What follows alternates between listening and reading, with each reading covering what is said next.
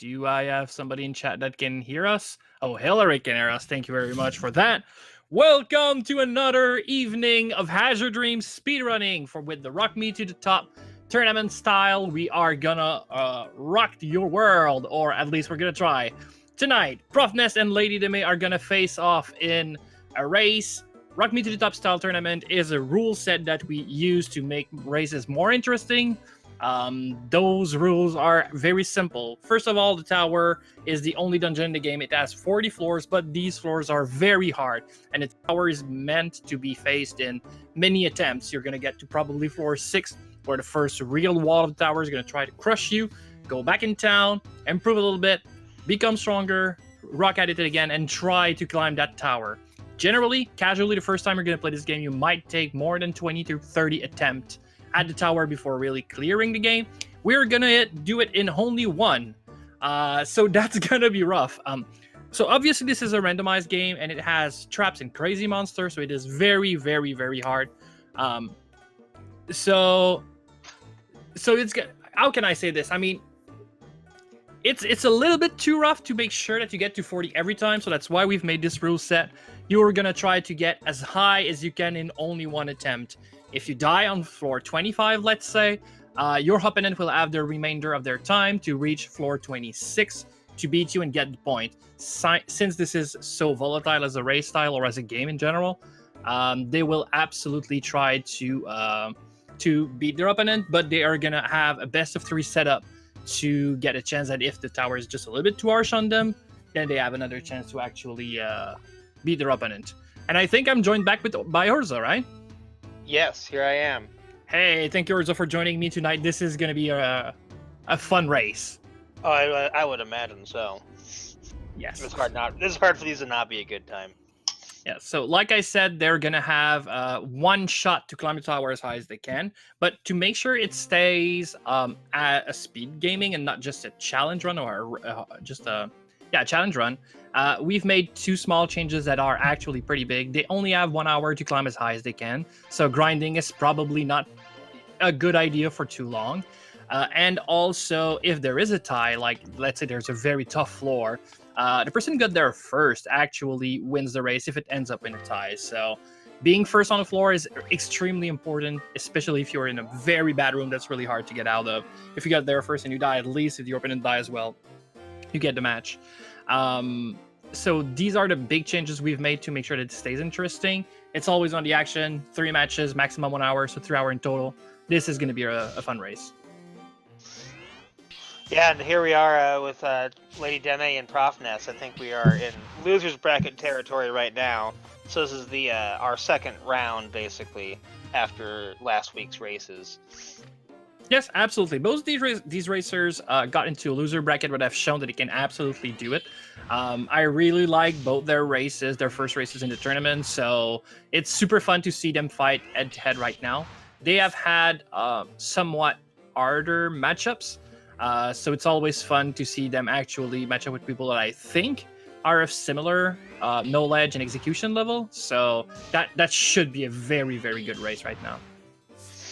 Yeah, like they had some pretty tough matches in that first round.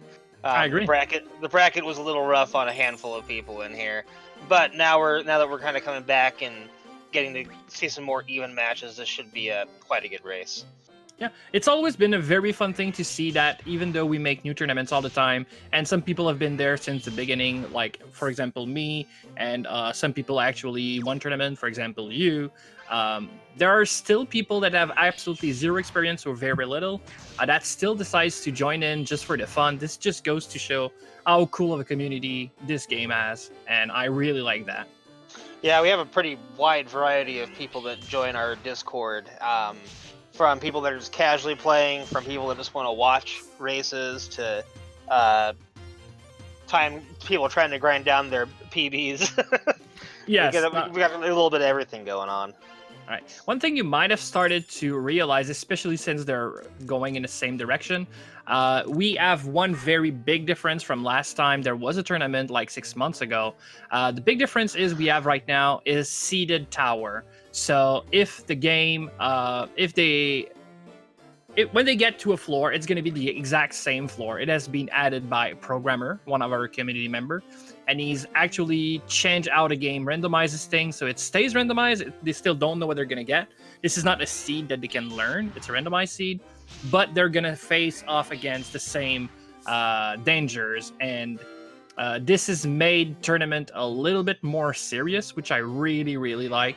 Sometimes you would die just because you had a rough tower, your opponent had an easy one. Now there's no hiding behind any randomization stuff.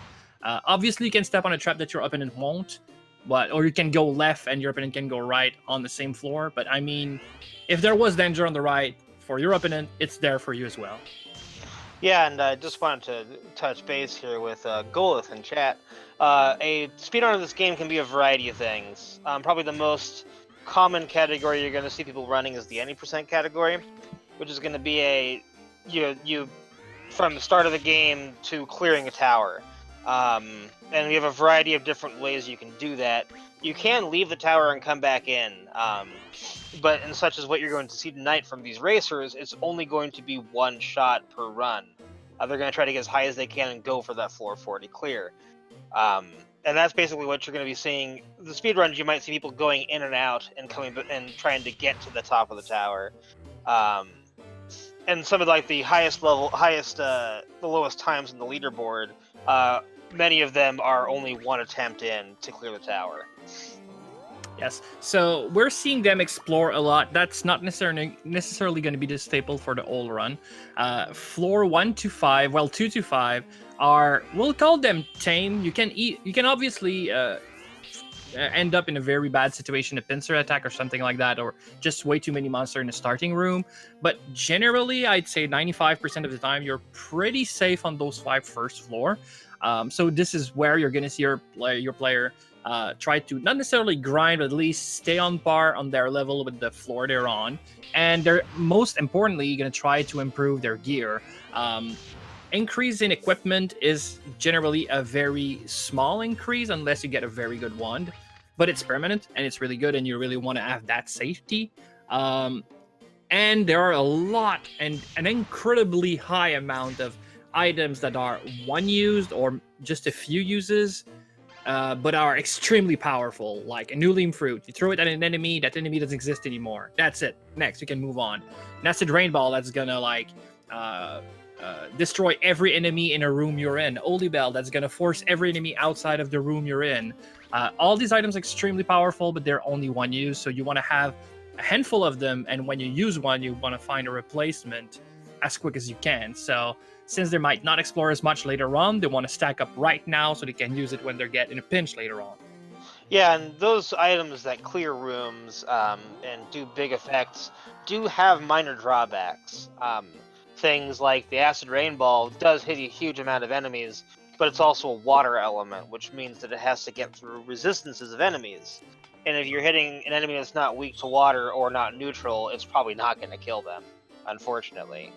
And holy bells chase everything out of the room, but it doesn't stop them from shooting you from outside the room. Yes, or if you want to go out of the room and they're gonna be prevented from entering the room, but they might stay at the edge of the room waiting for you.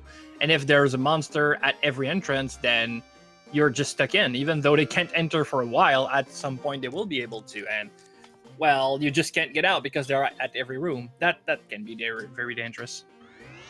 This game is a bit of a mix of high rolling constantly sometimes. You gotta really try to hope that the RNG rolls in your favor with some of these abilities.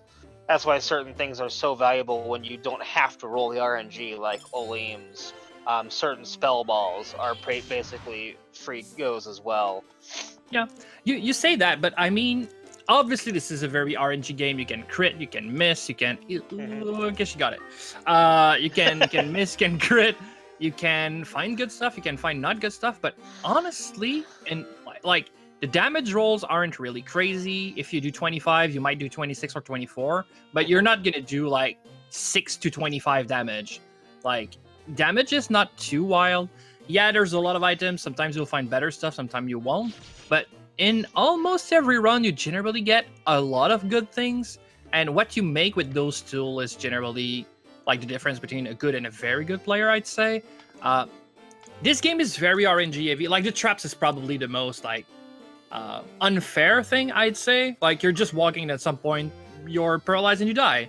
But other than that, I think that even though the game is RNG heavy, you can control that RNG up to a very good extent if you're good, like our two players tonight.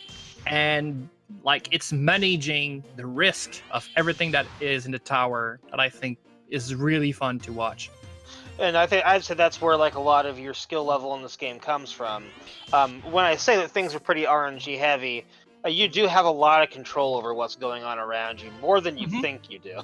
yes, I agree. The first time you're gonna feel like, oh, okay, I'm in a pincer attack. Might as well just win crystal out, which might be a good idea casually.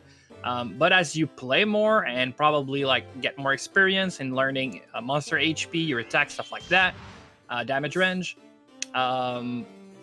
you'll turn very bad situation into manageable situation, and that's where your most like your better players shine. And that's what I really like to see, like seeing the hamster spin for a sec, like no action happening on screen because the player is not pressing any button. They're just going like, okay, how can I get out of this? Wait a second. And they're going to open and close their inventory like 50 times in a row, just watching and trying to see what they have.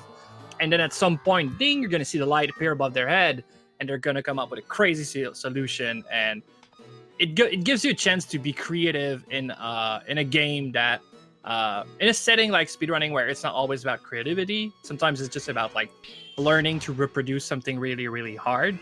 This game is super creative, man. I really like that. Yeah, this game is not your traditional speedrun, even remotely, because there's no such thing as a route in this game. Yes. For bookless percent, there is a route in the town that you want to follow. Yes. But when it comes to this tower, there is zero way to route this tower. You can't do it. I agree. V600, I agree, and it's even a joke in the community that every game was trying to get a randomizer while we were working to try to get a de-randomizer. Even though we actually do have a randomizer nowadays as well. The first order that we came up with was trying to de-randomize a game, aka getting seeded tower, which is what this tournament is on about. There is absolutely no randomization in this setup other than the vanilla game. We actually just made sure that they face off against the same thing. So, yes, thank you for answering that, V600. This is a PlayStation 1 game. And we're currently playing on emulator as it is, just for the randomizer's sake of things. Yes. So they are trucking along. They are on floor 5. This is the last floor that they should explore. Some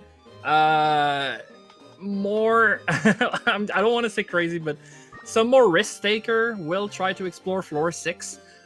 Generally, you don't want to explore there because there is an elemental triangle in the game, same as if you've played Pokemon or the older Fire Emblem. This triangle is fire beats wind. Like on Deme's side, she's facing a cyclone. The Arcuni is using fire. The cyclone is wind. So she's got the elemental advantage, and she used that to make sure that she wins that fight easily. But moving forward, next floor, they're going to see a lot of water monster. And obviously water beats fire, and she doesn't have access to another pet. So that's going to be really tough. And you might just want to skip a few floors in a row. Oh. Like, she might get that to use later. Right now, that quick elevator, I would be surprised if she doesn't take it. I don't know. Those two players are actually known for being very, like, making sure that they get exploration all the time. And she's rewarded with Holy Scroll. I don't know if that was a bad move. Oh, she didn't take it. Okay, good. Oh, she thought she did. Okay, yeah, that's good. I was scared. Like, I was scared. skipping a Holy Scroll? So Holy Scrolls are probably one of the best single items in this whole game. In one sense, you can use them on yourself and make your tile invulnerable to enemies. So you're able to save yourself in a bad position. Yes. And its even better use is you can throw it at an enemy and basically brainwash them for the whole floor. They fight for you, they stop fighting you then, and they will not attack you for any reason for the whole rest of the floor. It's a free familiar. Oh yeah. We see the effect of traps on the Deme side. This is a reversal trap, makes you go upside down. It's funny because does mess with how you control your character, but it shouldn't, because if you were going south, even though now south appeared to be on the north side, you still need to press down on your. If you were pressing down, you can continue pressing down to continue in the direction you're going. You just see it upside down, and it still messes with people's head because, yeah, it's just counterintuitive, obviously. But it's so fun. Yeah, Azure Dreams likes to really mess with your controls and mess with your perspective. Like you saw the reversal traps. The other nasty traps that you'll see in this game are blind traps, which instead of like, in most RPGs, you blind your character and you lose some accuracy. Yes. It blinds you as the player. You no longer can see anything going on other than Ko's silhouette. You can't see your pet. You can't see enemies. You can see nothing, and you walk around in darkness until it's gone. So XZS, this is a very good game, and not only in a speedrunning sense, it is a very good casual game. I'd even argue it's not necessarily better. I really like speedrunning the game, but it's extremely good as a casual game, and I believe that almost everyone will agree on this. There is so many little things that we don't even explore in the game, like constructing, building town facilities to make sure everybody's happy when you go back to town. Dating all the girls. There's a dating sim included in this game. But most importantly, all the details you can get. Every enemy you see in the tower right now, you can get as a pet to replace your cutie. You can fuse monster to make one giant, super powerful monster. You can do a crap ton of things. There's a lot of gear, and almost every item has got some one little quirks that makes it interesting. Like Orza said with the Holy Scroll, it's only written that if you use it on yourself, you become invincible. It's never written anywhere that if you throw it at an enemy, that enemy will become alive for a while. We discovered that through experimentation, but you need to try it out. Why would you throw a Holy Scroll at an enemy for no reason, right? It's you don't want to waste that item. It's really, really good. And then you realize, oh my god, it's even better. Same with the eggs. When you find an egg like Lady Deme just did, you want to bring it home because that's how you get a new pet. But since right now they're never going to go back home, you might say, egg's not that good. Well, it actually is. You can feed it to your own pet to increase its magic stat. And you can throw it at an enemy to explode the egg that will deal a crazy attack that we call egg bombing. And you would never see that, or probably not in the casual setup, because, why would you throw away the egg? That's the reason you go to the tower back and forth, is just to get more egg to become stronger, right? Absolutely. And Lucius, each floor always has the same spawn of enemies, so it'll have from the same pool each time you enter the tower, and it's just statically the same every single time. Yes. But enemy numbers are different every time. And you will not have the same spawn numbers and spawn placements. The floors won't be the same every time you come in. You never know what you're getting into when you go onto a floor. Yeah, so if we check on 8th floor, like on the Lady Deme's side, she's on the 8th floor, as you can see on the top left corner. She can run into blooms, which are the flowers, clowns, manivas, which are the puddle, and she can run into U-boats, which are the scariest thing on Earth. Or under Earth. You're getting a lot of work out of that Blizzard Sword, though. 22 damage to a bloom at this point is pretty awesome. Yeah, I didn't check which weapon they got. It's a Blizzard Sword, right? Yeah, it's a Blizzard Sword. They're both rocking the Blizzard Sword and the Cursed Iron Shield. Oh, damn. Well, Cursed Iron Shield is not that great. The only the sad part about being cursed, obviously, if you've played any old RPGs, you know what this is. You cannot unequip a cursed item. You could if you actually got out of the tower. Again, they're never going to do that, so they're going to be stuck with it. But there is an item in the tower called a Decurse Scroll. If they can get their hand on it, they'll be able to change their shield. Now, Curse Iron, not too bad at all. It's way better than what they had, even Cursed. So they might just want to keep it and that's it and move forward. The Blizzard Sword, not a great sword right now. Better than what they had, obviously, but they're going to want to change that as soon as possible. Yeah, I mean, you could be in worse positions with the weapon, but it's not really ideal. It's better than a Copper Sword. I mean, it is, but like that clown is gonna be scary. Dealing 12 damage with mixed magic to a clown, and it deals 12 to. Oh, Lady Deme is in trouble. Yeah, I wouldn't be surprised if we see a fireball charge on that. Yep. Oh yeah. Oh, she's got a 7-charge blaze ball though, so 7 charges is the maximum amount of charge you can get on a new item, a new ball. So she's going to be able to throw flames 7 extra time, which is huge right now. That's going to help her a lot. And XDS, that is absolutely a good comparison. That is a thing people have compared us to a lot. Is the dungeon in Lufia 2. Yes, exactly. The only super big difference I'd say is combat in Ancient Cave is a little bit like any old JRPGs, which sometimes might feel a little bit on the longer side, but movement in both these games are super important but very different. And I really like the movement in Ancient Cave. I really like the movement in Azure Dreams, but they're are obviously different for some different reason. I like how Azure Dreams is so fast-paced. You don't get into battles and then issue commands. It's just whack in the face and move forward. It's always super fast. If for an RPG, it is incredibly snappy in its controls. And Oh, yeah. I'm just going to post the Discord there in that Twitch chat for people that are already being like, I want to learn more about this game. I want to watch more people play this game. That's where you want to come join us at. And Oh, okay, no, she couldn't because it's I thought they had found a Deeker scroll, but no, they're stuck with the Iron Shield. That Steel Shield could be just a small upgrade from 1 to 2 defense depending. But no, sadly they're stuck with the Iron Shield, so she still decided to keep it in inventory, which I mean doesn't cost much. They don't have any more inventory space, but right now there was a spot for it. She decided to use it. But Ulim fruit, that blue apple, is a very good find, especially since they'll find Kraken soon enough. So I guess the good old question of Kraken minus Ulim fruit equal very yes. it's the easiest equation to balance that you'll ever find. Yes. When we get to Krakens, you will understand why that's such an easy math equation. Oh yeah. There's a lot of reasons why, but they're just about, if not the single worst monster in the whole tower to have to fight. Yeah. And they come very early. Way too much. Yeah, way too early for what you'd like. All right. So okay, excellent.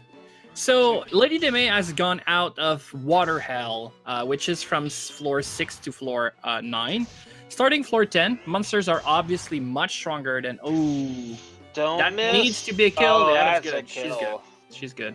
That was scary for a second there, though. So monsters are obviously much stronger than they used to a floor before, but the fact that they're not water monster make them much more manageable, and they're worth more XP because they're stronger, right?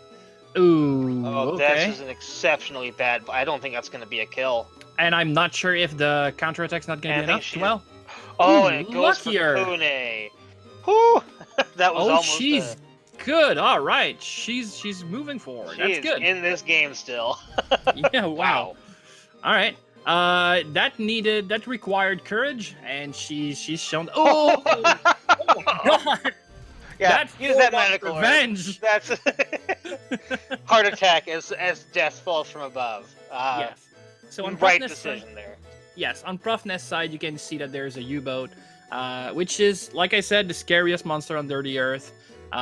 It can go under the ground and just have its spirit scope out. In this state, this monster is absolutely immune to anything. So if you really want to fight it, you need to let it attack first, which is obviously bad. Not only that, it has a very high attack power and okay-ish defense. It just has lowish HP. Like it's too bulky for the damage it deals, but it's not a tank. Like it's definitely more of a squishy, but it's not that squishy. And yeah, Cunie's taking on some really bad damage. Oh, you'll think that there's still a hit on it, and there isn't. Oh, that's gonna be scary. Oh, he's on Mahal. No, I think with a hit and a mixed magic, he's fine. But it's gonna be pretty darn close. That's the safe way there. Give him the medical herb. Oh yeah, that was just so, but that worked. And Cunie levels up. That's gonna be a very good thing. We haven't talked about that, but this game is very interestingly balanced around leveling up. Using Mixer Magic, like 95% of the damage actually comes from Cunie casting fire on your sword, and not from Ko's attack itself. Ko is very weak. Let's just say it that way. But when Ko's level up himself, he gets a little bit more HP, a little bit more defense. Ko is not very bulky either. No. He's pretty squish. But at least leveling up gives you extra HP and defense. It also gives you extra attack, but it's so little. Doesn't make a big difference. So every time Ko's level up, you're happy because you're a little bit bulkier, and you obviously don't want to die. If you lose CUNY, that's very bad, but like losing Ko is the end of the run. That's worse. But when CUNY levels up, you're really happy because your damage should increment by a big amount. Like that's where 95% of your damage comes from.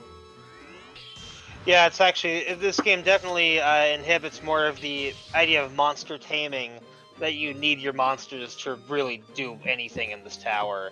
Like, Yes. without using Kune, without raising new pets, you can't get very far. And Yes. so Lady Deme also is showing off an interesting thing about enemy AI. Even when you get that close to an enemy, a lot of times if you're not in a room, they don't see you. And you can Yes. just kind of walk away and they'll go the other way.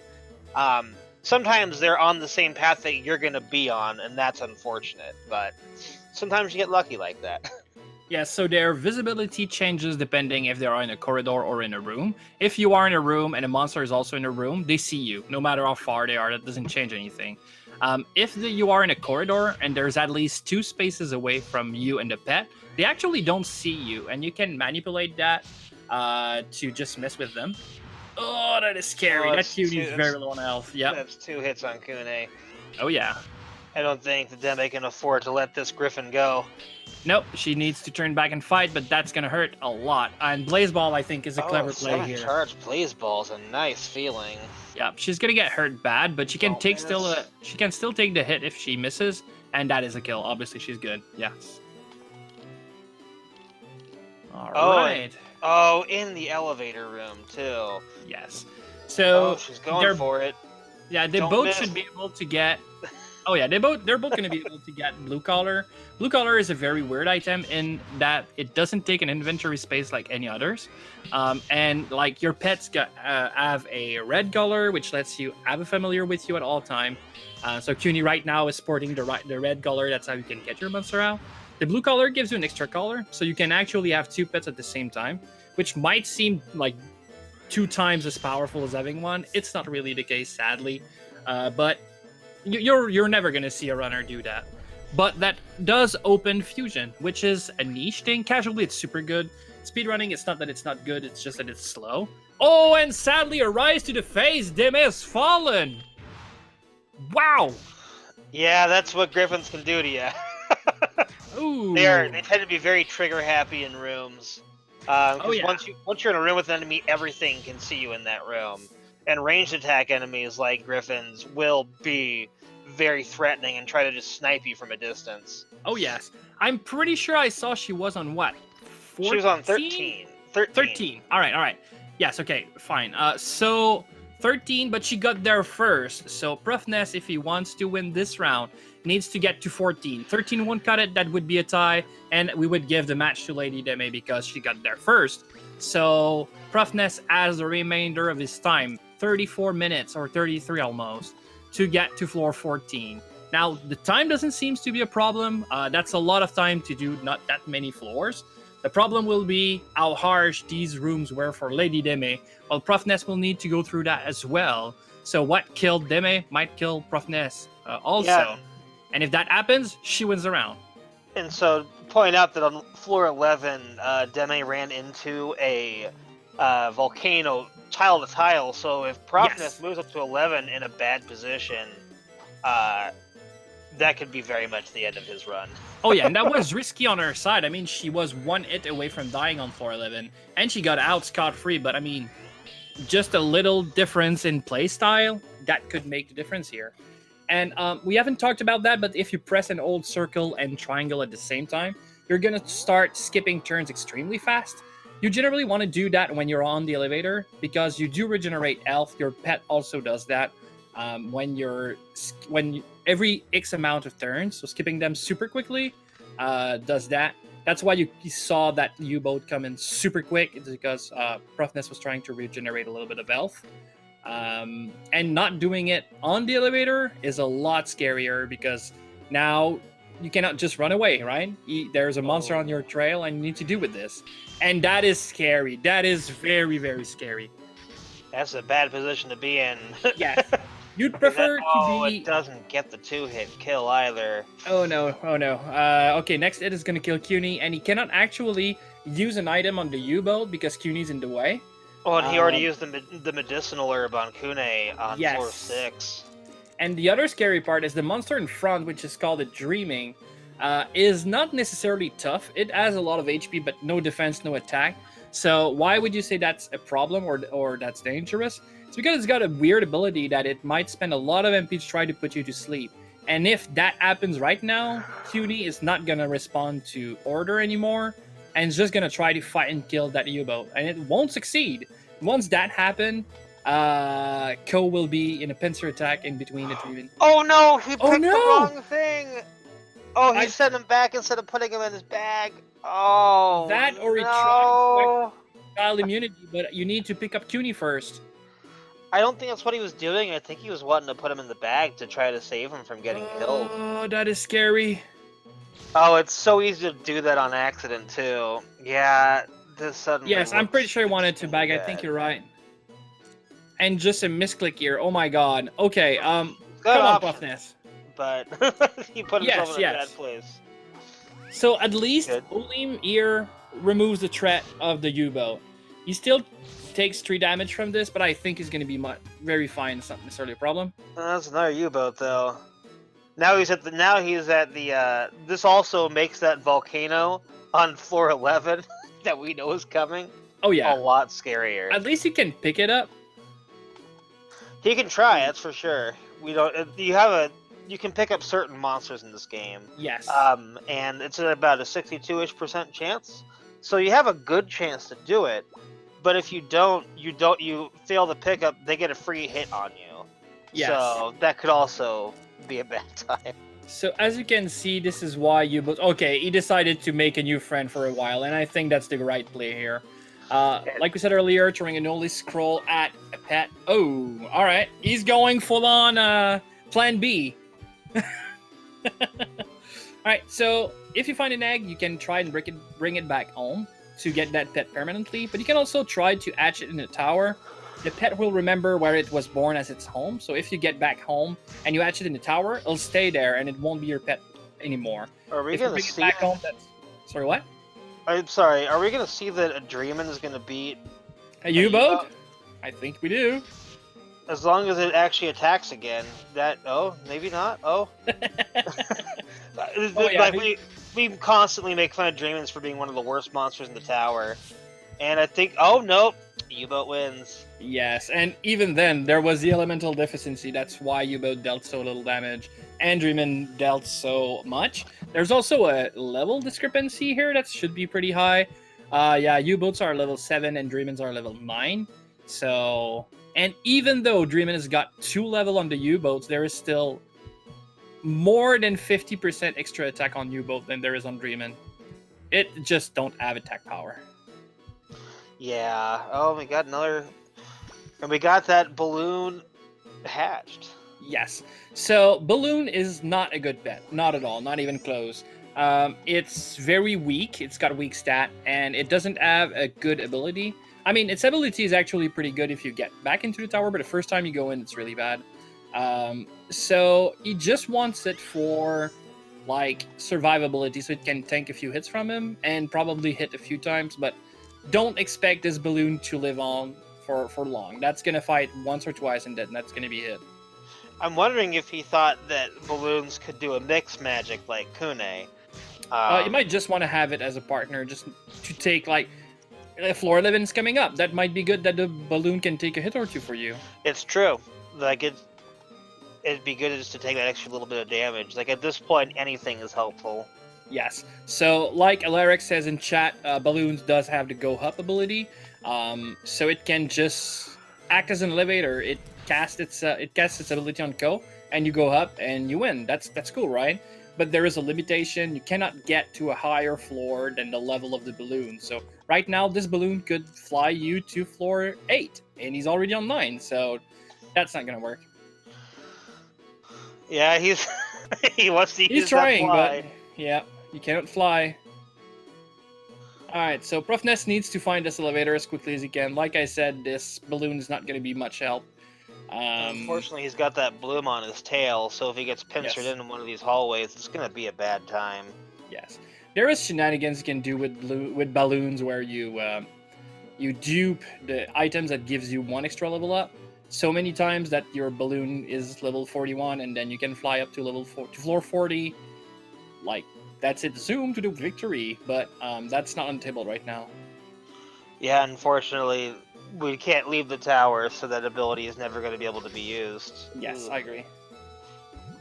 All right, so he's trying to make sure that he doesn't do any missteps, like he did just one right there. If you do too many, that happens. And that balloon is now... that's a bad time. Yep, that balloon's brainwashed. That's gonna be scary. And now he has to deal with this. Yeah, but every time he's gonna do something like using that blaze ball that we know has 7 charges, but he doesn't. That balloon is gonna twack him in behind his head. You wanna see? Yeah, go. Okay, good. Balloon has come back. And here's the elevator. Okay, Mahel is good. The shield is a steel shield. We don't care. This is a Ulim that's extremely good. And he goes up, and that's what you want to see. Oh, Floor 10. Oh yeah, okay. That floor 9 was extremely bad, but I mean, yeah, it feels bad too when you're having a bad time and you end up like going in loops around the elevator room because it's in the middle. That feels real bad. So you saw on both sides of the screen that floors 6 to 9 is absolutely terrible. Yes, they both got through them and both got to floor 10, but it's easy to understand that it costed more resources to get through than they got back from exploring. That's why most people will just ignore it. The difference is I generally get to floor 10 on in between level 5 and level 6. ProfNES is level 8, so if there at least is one good thing that went from exploring all that, is he did find a few interesting stuff, he lost a few interesting stuff, okay, fine. Takes the elevator, alright. At least he's got some good experience under his belt. And yeah, he's not exploring 10, which... Well, floor 11, we called it. It's now. We just hope, let's see what he does. I mean, he may opt to use that Palumpa egg that he has as an egg bomb, or maybe even an Olim. This all does take a lot of resources away from what he's going to have for the next couple floors. I think I like the tuna fruit here. Oh, and the frog is blind. Okay, that's a very lost volcano. I think that volcano is safely removed from this combat. I was gonna say I like the idea of using tuna because you can kill the frog and get full experience from it. I think that if you don't kill the frog, I'm not sure tuna was a play there, but I mean it did what you wanted it to do, which is remove the threat from his face. That worked very well. Oh, lucky dodge. Yes. All right. He's got the kill. Excellent. Oh boy. Okay, that volcano's coming back. Revenge of the volcano. Sharing the... Ooh. Oh boy, ProfNES, don't swing one more time. How much HP does they have? They have 48. They have about 48 HP. They have 48, so I think another hit would have been a kill. But man, oh man. No, he would have needed 2 more hits. He'd only gotten 2 hits on it. Oh, did he? Okay, and that is scary because that Griffin not only has a melee attack that's extremely powerful, but it's got a range one. That's what killed Lady Deme, but now, okay. He's got plenty of ball charges, we know that. He doesn't, but we do. So you need to start using them now. Yeah, but he can't one-shot any of them, and so basically at this point his balloon is dead. Yes, but at least it'll have service purpose, right? Yeah, at least that Griffin isn't literally right behind him. Oh, maybe it's not. Wow. Oh, it'll be. Oh, now it's dead. Yep. I like the little animation. Rip our valiant soldier. Now what's scary is that anytime that Griffin can decide to spew fire, and if that happens, this is a kill. It'll deal like 25 damage. Oh boy, he's got... I don't know you can get away from this. Oh, I mean, Ulim, yeah, okay, that's fine. He might be good.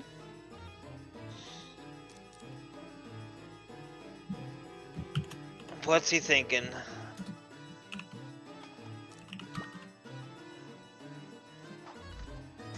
Oof. Okay. Oh, and then he No. takes the. Oh He's boy. good. He's good. He's good.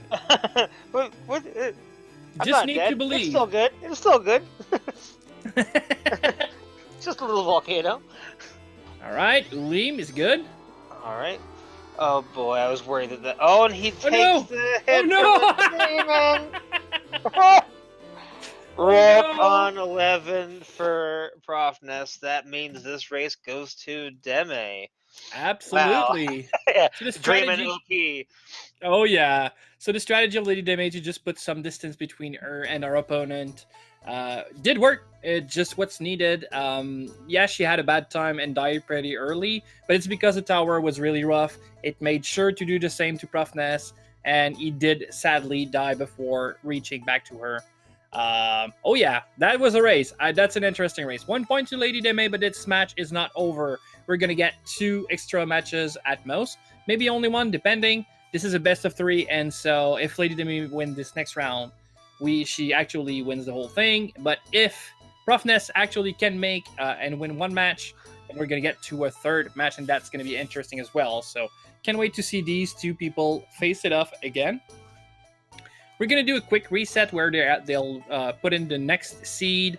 We'll do another countdown, so it'll take a minute or 2. But can't wait to see these people run at it again. Yeah, it's gonna. After that race, I have no doubt this next one is gonna be pretty wild. Oh yeah, I can't.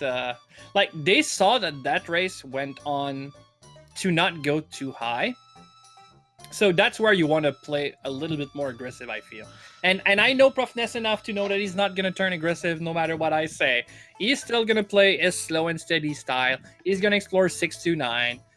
That has he's won a round or 2 using that strategy, so I don't think he's gonna change. But I still feel that if you need to play aggressive once, that's the time to do it. That you don't need to go very high, you need to go very high fast to put pressure on your opponent. That worked for Lady Deme. I mean, I'll say that I used to be an aggressive player, and Yes. look at me now. I play a lot more aggressively than I used to.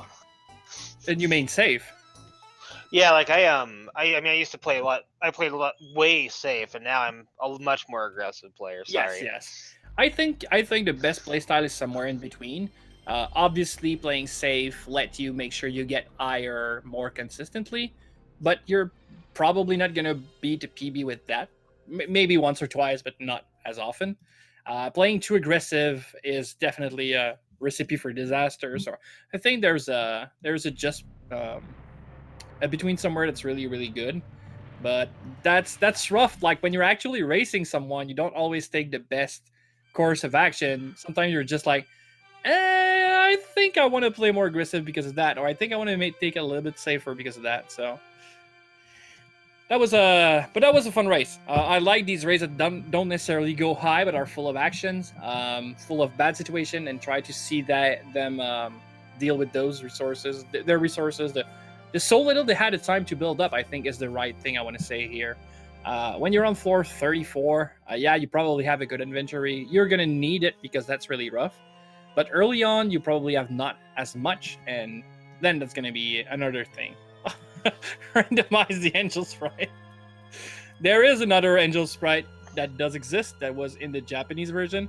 If you want to see how hellish that thing is, you can join our Discord.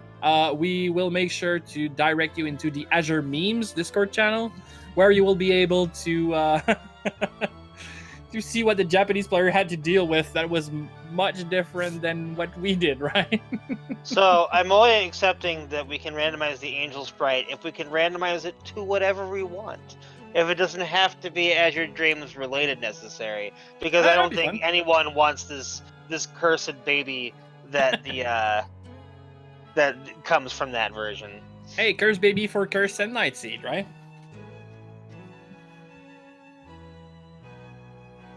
All right, I think they're prepping up. ProfNES, well, Lady Deme is already in position waiting, showing us that she only has a Pity Fruit, which is one requirement we do make. But ProfNES is just making sure he's setting up for a race number 2. It'll take just a few seconds. And yeah, that's gonna be fun. Now, just enjoy this moment of seeing these pre-rendered graphics of the power of the PS1. um,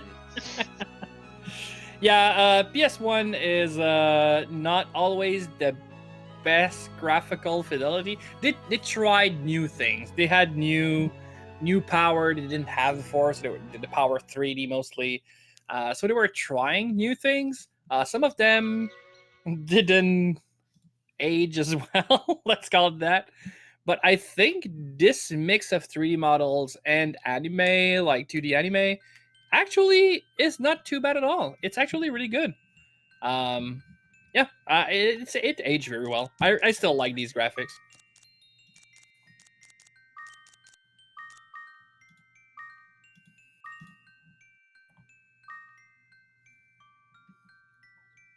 All right, they're I mean, both I think that fast.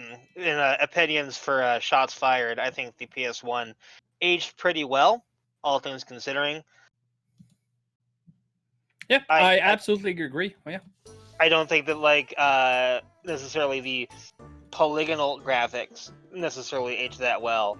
But there was a lot of these games that took this kind of like pseudo 3D and used Hmm. like pixel sprites along with the 3D. And I think that Yes. those games in particular aged much better than perhaps competitors of the same age. I won't name names because I don't want people pounding down my door. Sure, but I get your point. This game actually uses 3D sprites for characters, but they look surprisingly as 2D sprite art. That's actually really interesting how they made it look so not pixelated, but they really look like pixel art that's animated. Like you'll be able to tell that they aren't actually. And Lady Deme does the classic false start of running back into Ko's house. No, Uh, she came back home to tell her mom she loves her. That's fine. Mom, I forgot my juice. I'm coming. She forgot the ham sandwich. Now she's fine. It's kind of like an anime schoolgirl running out of their house with the like toast with the egg on it, but just a Yep. giant ham sandwich out of his mouth. Yep. Lady Deme is ready now. All right, so they're gonna meet CUNY again. Luckily, with the randomizer, we also make sure that the introduction is much faster, so there won't be a tutorial floor like there used to be. We have removed that from the game. Tutorial floor is now there is no text from CUNY, first of all, which is absolutely wonderful, and most importantly, everything has been front loaded, so all the items that were on the floor are now in a straight line. At the end of which is the elevator, where you can just go up and that's it. No tutorial, no time loss, right into the action. Yeah, normally we'd be here for almost 3 minutes of mashing buttons, Yes. letting Kune talk to us about how dirty our house is. Yes, that is why true. why does Kune know this? I don't want to spoil the game for you. You'll have to Ooh. find out for yourself. Yes. Yeah, if you meet him for the first time just in front of the tower and go in right away, how does he know where you live or who you are, right? He just told you he presented himself to you as if you met for the first time, but he actually tells you live in a dirty hovel, which is a rude thing to say, especially to someone you've never seen their house or have it. So they're gonna go back at it, exploring 1 to 5. Well, I say that, but I know very well in the deep of my heart that they're gonna explore every floor. So we're gonna change this to a misclick on a misclick on ProfNES side, and I see he has a small emote in the top left corner where there's Dope. yep, that's the dope button Oh, where that's he pretty has one of the good. girl who can win the game was just called Fur. Prof, it doesn't work if your shield is cursed, buddy. Yep. So he's taken the worst shield in the game. He already had a wooden shield. He tried to equip a new wooden shield, which is the same, and that one was cursed. Maybe that was not necessarily a mistake. Maybe he believed that he could get lucky enough. Any shields you pick up can be cursed, but it can also be +1 or +2. I guess he banked on that. I don't know. But that was a huge risk and sadly backfired right away. So Cursed Shield not only can't you take off, they also have the defense diminished by 1. And on a shield that generally gives you 2, losing 1 is a lot. That's 50% of the defensive power of the shield off. That's the equivalent of pretty much not having anything, and you can't put anything back on. Yeah, and it takes up an inventory space too, which is gonna hurt Yes. just a little bit extra. Yes. So yeah, how do you get out of this? I don't know. But I mean, as long as you can make sure to kite enemies and stuff like that, defense is not always like sometimes you kill enemies before they hit you, right? So I guess he's just gonna have to go at it. Yeah, I think thankfully ProfNES is a defensive player and is Yes. going to take their time climbing the towers so that there is a decurse scroll, which we might be finding out here from Lady Deme in just a Oh, moment. let's hope. Let's Is hope. it? Honestly. Oh, Ooh. even better. Yes, Not that's so good sexy as for well. paralyzed wand. Wow. Two Okay. paralyzed wands. We haven't had a chance to see wands in the first match. Could you please just enlighten us a little bit on why would they want a wand instead of a sword? So you're gonna look at a wand and see this one attack power and ask, why are we doing this? Why would we want this? Well, wands as a base, when you mix magic with them with your pet, give you an extra 25% damage according to your pet's attack power. And it scales with your attack as well. So if Deme decides to equip this wand, you're going to see an immediate spike in their damage. And as they level up, this damage is only going to increase considerably fast compared to yeah. using a sword. It's a much better. It's the way. It's what you want when you're doing these kind of runs. You want wands. Yeah, exactly. It's just so more powerful. Right now, it would be an upgrade, but even if you found a very, very powerful sword, that sword might be a bit stronger for 2 or 3 levels. But I mean, even the greatest sword in the game is going to be beaten by a wand around about level 7 or 8, I'd say. And then that's just going to be exponentially better to have a wand, up to a point where it doesn't even make any sense. The sword's going to give you 5 extra damage, the one's going to give you like 40 extra. That's just how stupid it is. But there is a giant drawback to wands, even though they are extremely powerful. They only increase damage when you cast mixed magic, where your pet actually casts a spell on your weapon. So if you lose Cuny, then you can't actually use mixed magic anymore. And we have Paralyzed One on ProfNES. He realizes the power of the one, and he's gonna harness it for himself and make sure that he's gonna plow through everything now. So, if you lose that pet, then you're basically attacking everything with a stick at that point. Oh yeah, and wands can be cursed as well. Luckily, this one wasn't. But if you're stuck with a wand in a position where you don't have a pet anymore, then that is very terrifying because you at that point just want to not fight anymore. And you cannot attack an enemy with an elevation of higher than 2 or lower than 2, so that's why actually ProfNES attack didn't come off. So he needed to jump back down and go at it. But those 14 damages is a lot. That's gonna help much. Oh, Yeah. and the flame is casting on him. During that time, Lady Deme makes sure that she's continued to have at least a floor over ProfNES. And she's trucking along. She might not take as much of her time. Let's hope it's not going to be dangerous. And she waited on a true glasses that identify the paralyzed one. And she really didn't want to get stuck with a one.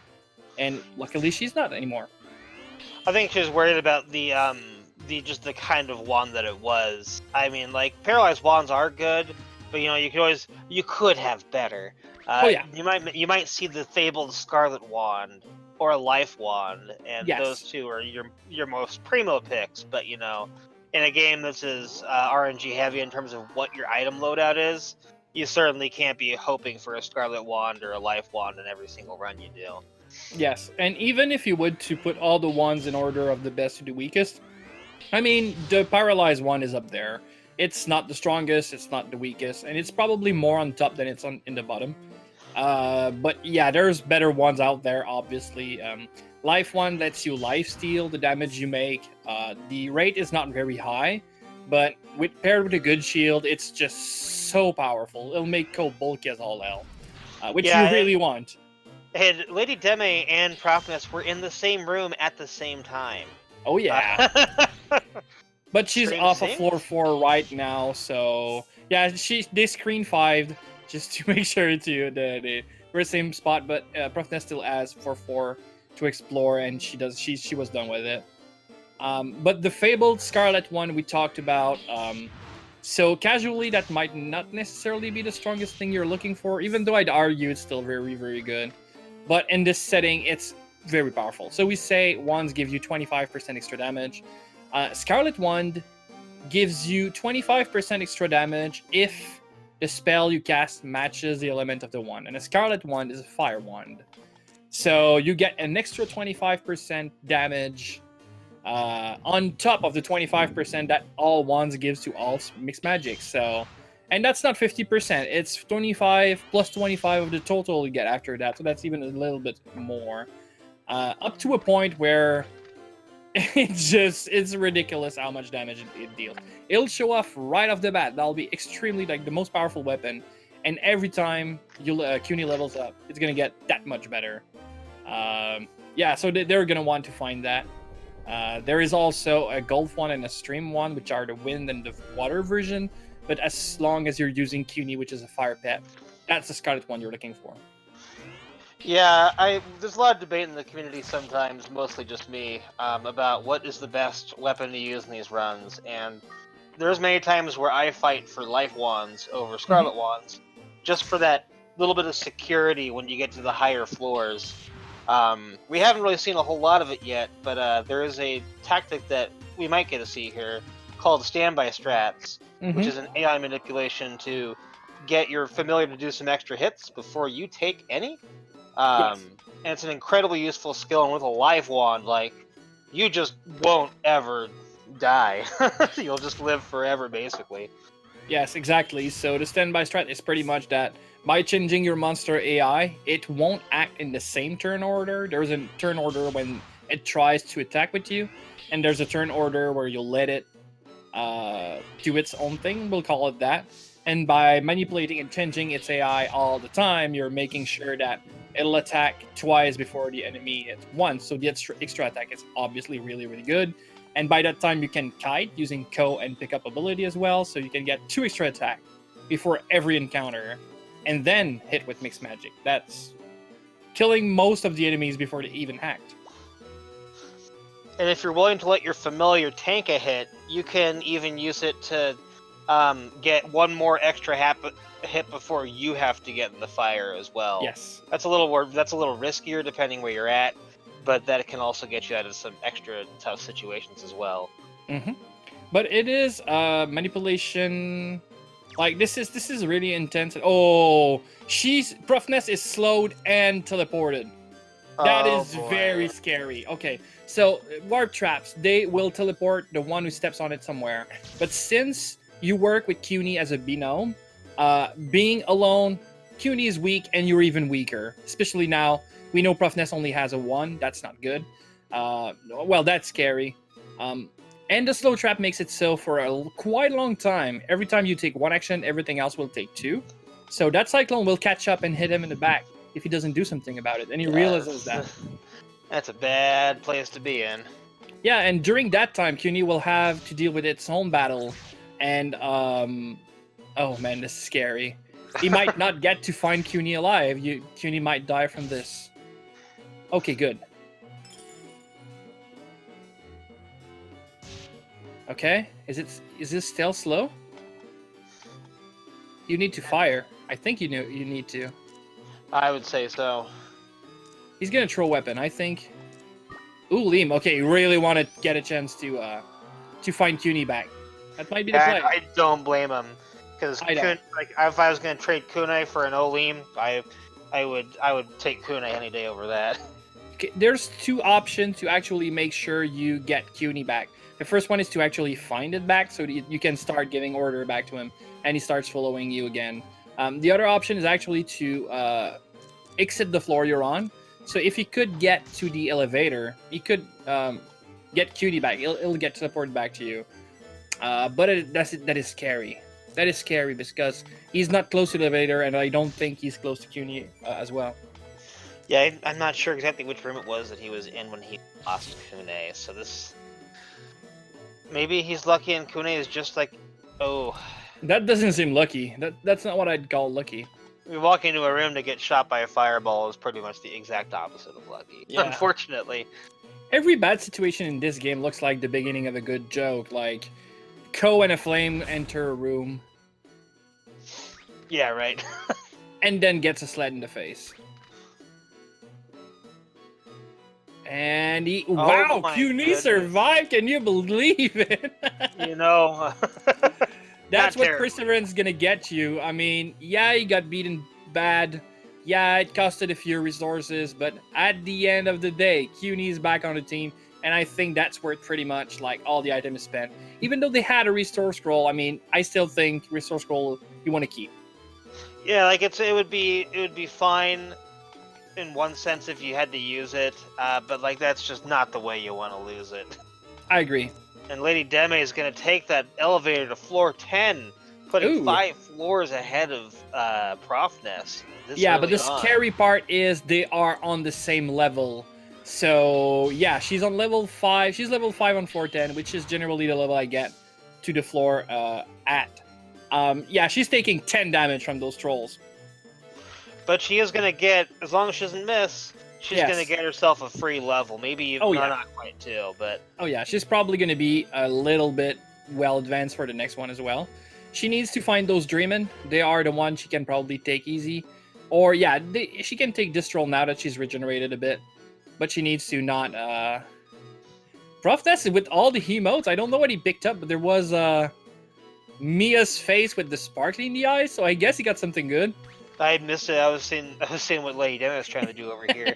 Yeah,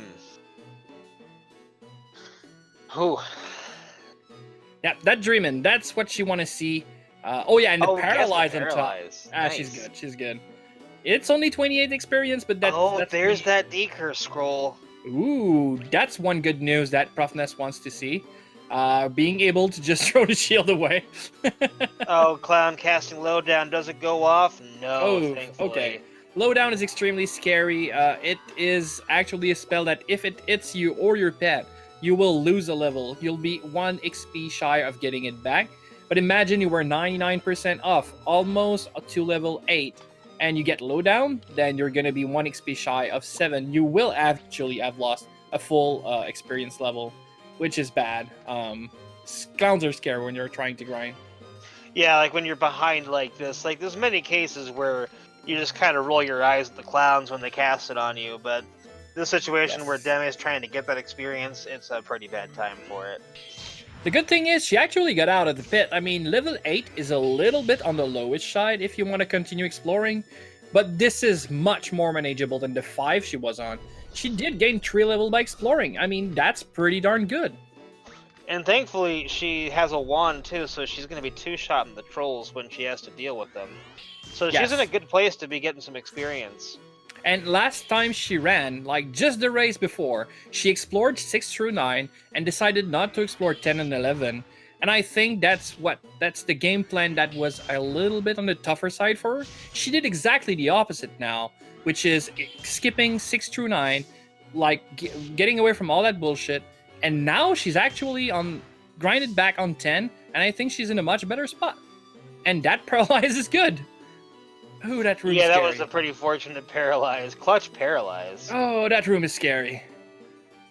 It could be bad if that Dreamin' decides to do any kind of shenanigans. Oh no! Obviously! Kune, get the volcano, Kune. No, hit the volcano, Kune! Or it can just stay asleep. It can just stay paralyzed. No! It's okay. Like that volcano's going down the next hit, so it's okay. Just wake up, Ko. How many turns? Okay, that's good. That's not 52. We got ProfNES over here making his way through the water zone.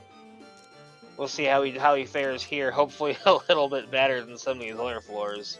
Oh, damn, yes. This seed has been pretty rough on him. Yeah, exactly. I think the both seed were a little bit on the tougher side. The big difference is the paralyzed one is like, oh, that crit is huge. He cannot take another round. He needs to eliminate at least one monster from the equation. Yeah, and he's got a lot of stuff on his tail, too. I don't remember what resources he have, but, I mean, Fireball something, you need to do something here. Yeah, he's gonna need to do something. Nope. Like, you might... Oh, he's got a Fire Crystal. Oof. Fire Crystal will leave him dead, though. Yeah, that's the point. Fire Crystal would be extremely good if he had a free round to fire it off, But using the Fire Crystal, it will only start dealing damage on the next round, and he won't survive up until there. He's overing it, and that's scary. He's thinking real hard. He's just like, can I gamble it? And a situation where he didn't have that cursed shield with the -1 as a. He's going Fighter Cuny. Oh, he's going Berserk Cuny. All right. I think he's going to take a step back. I think and so then too. he's going to use it. I think that's what he's going to do. I think that's what he needs to do. But that balloon is coming in his back, and that's scary as well. Okay, Cuny not brainwash. That's really good. Okay, that's when you fire the Fire Crystal. Go, ProfNES. You can do it.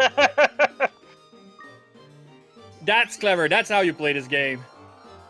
He's got a lot of things around him, though. Like, could pay off, and this could spell doom for him as well, still, too. Yeah, but he unleashed the Berserk Cuny, which will absolutely wreck his MP count. But Cuny is just gonna wreck everything he can, so that's not a bad thing. All right, there we go. And the Hyfrit is summoned with Fire Crystal is also gonna help. So you just need to dodge every encounter. So thankfully, that the Ifrit is moving a good way, too. Oh yeah.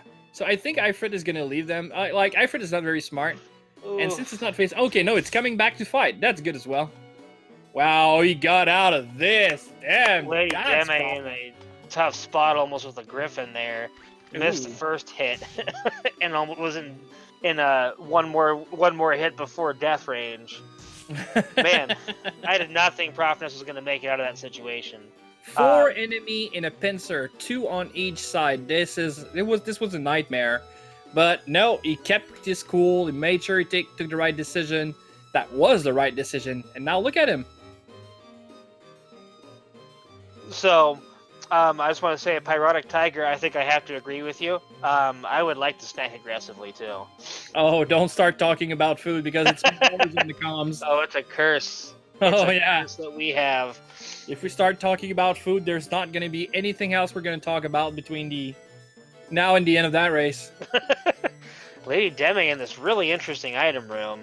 Yeah, it's a small one, but it's really interesting. Did she drop D-Curse? I think she did, right? Oh yeah, she did. Must have. Yeah, she's not gonna change her wand probably, and if she gets a better shield, she won't care if it's cursed or not. So.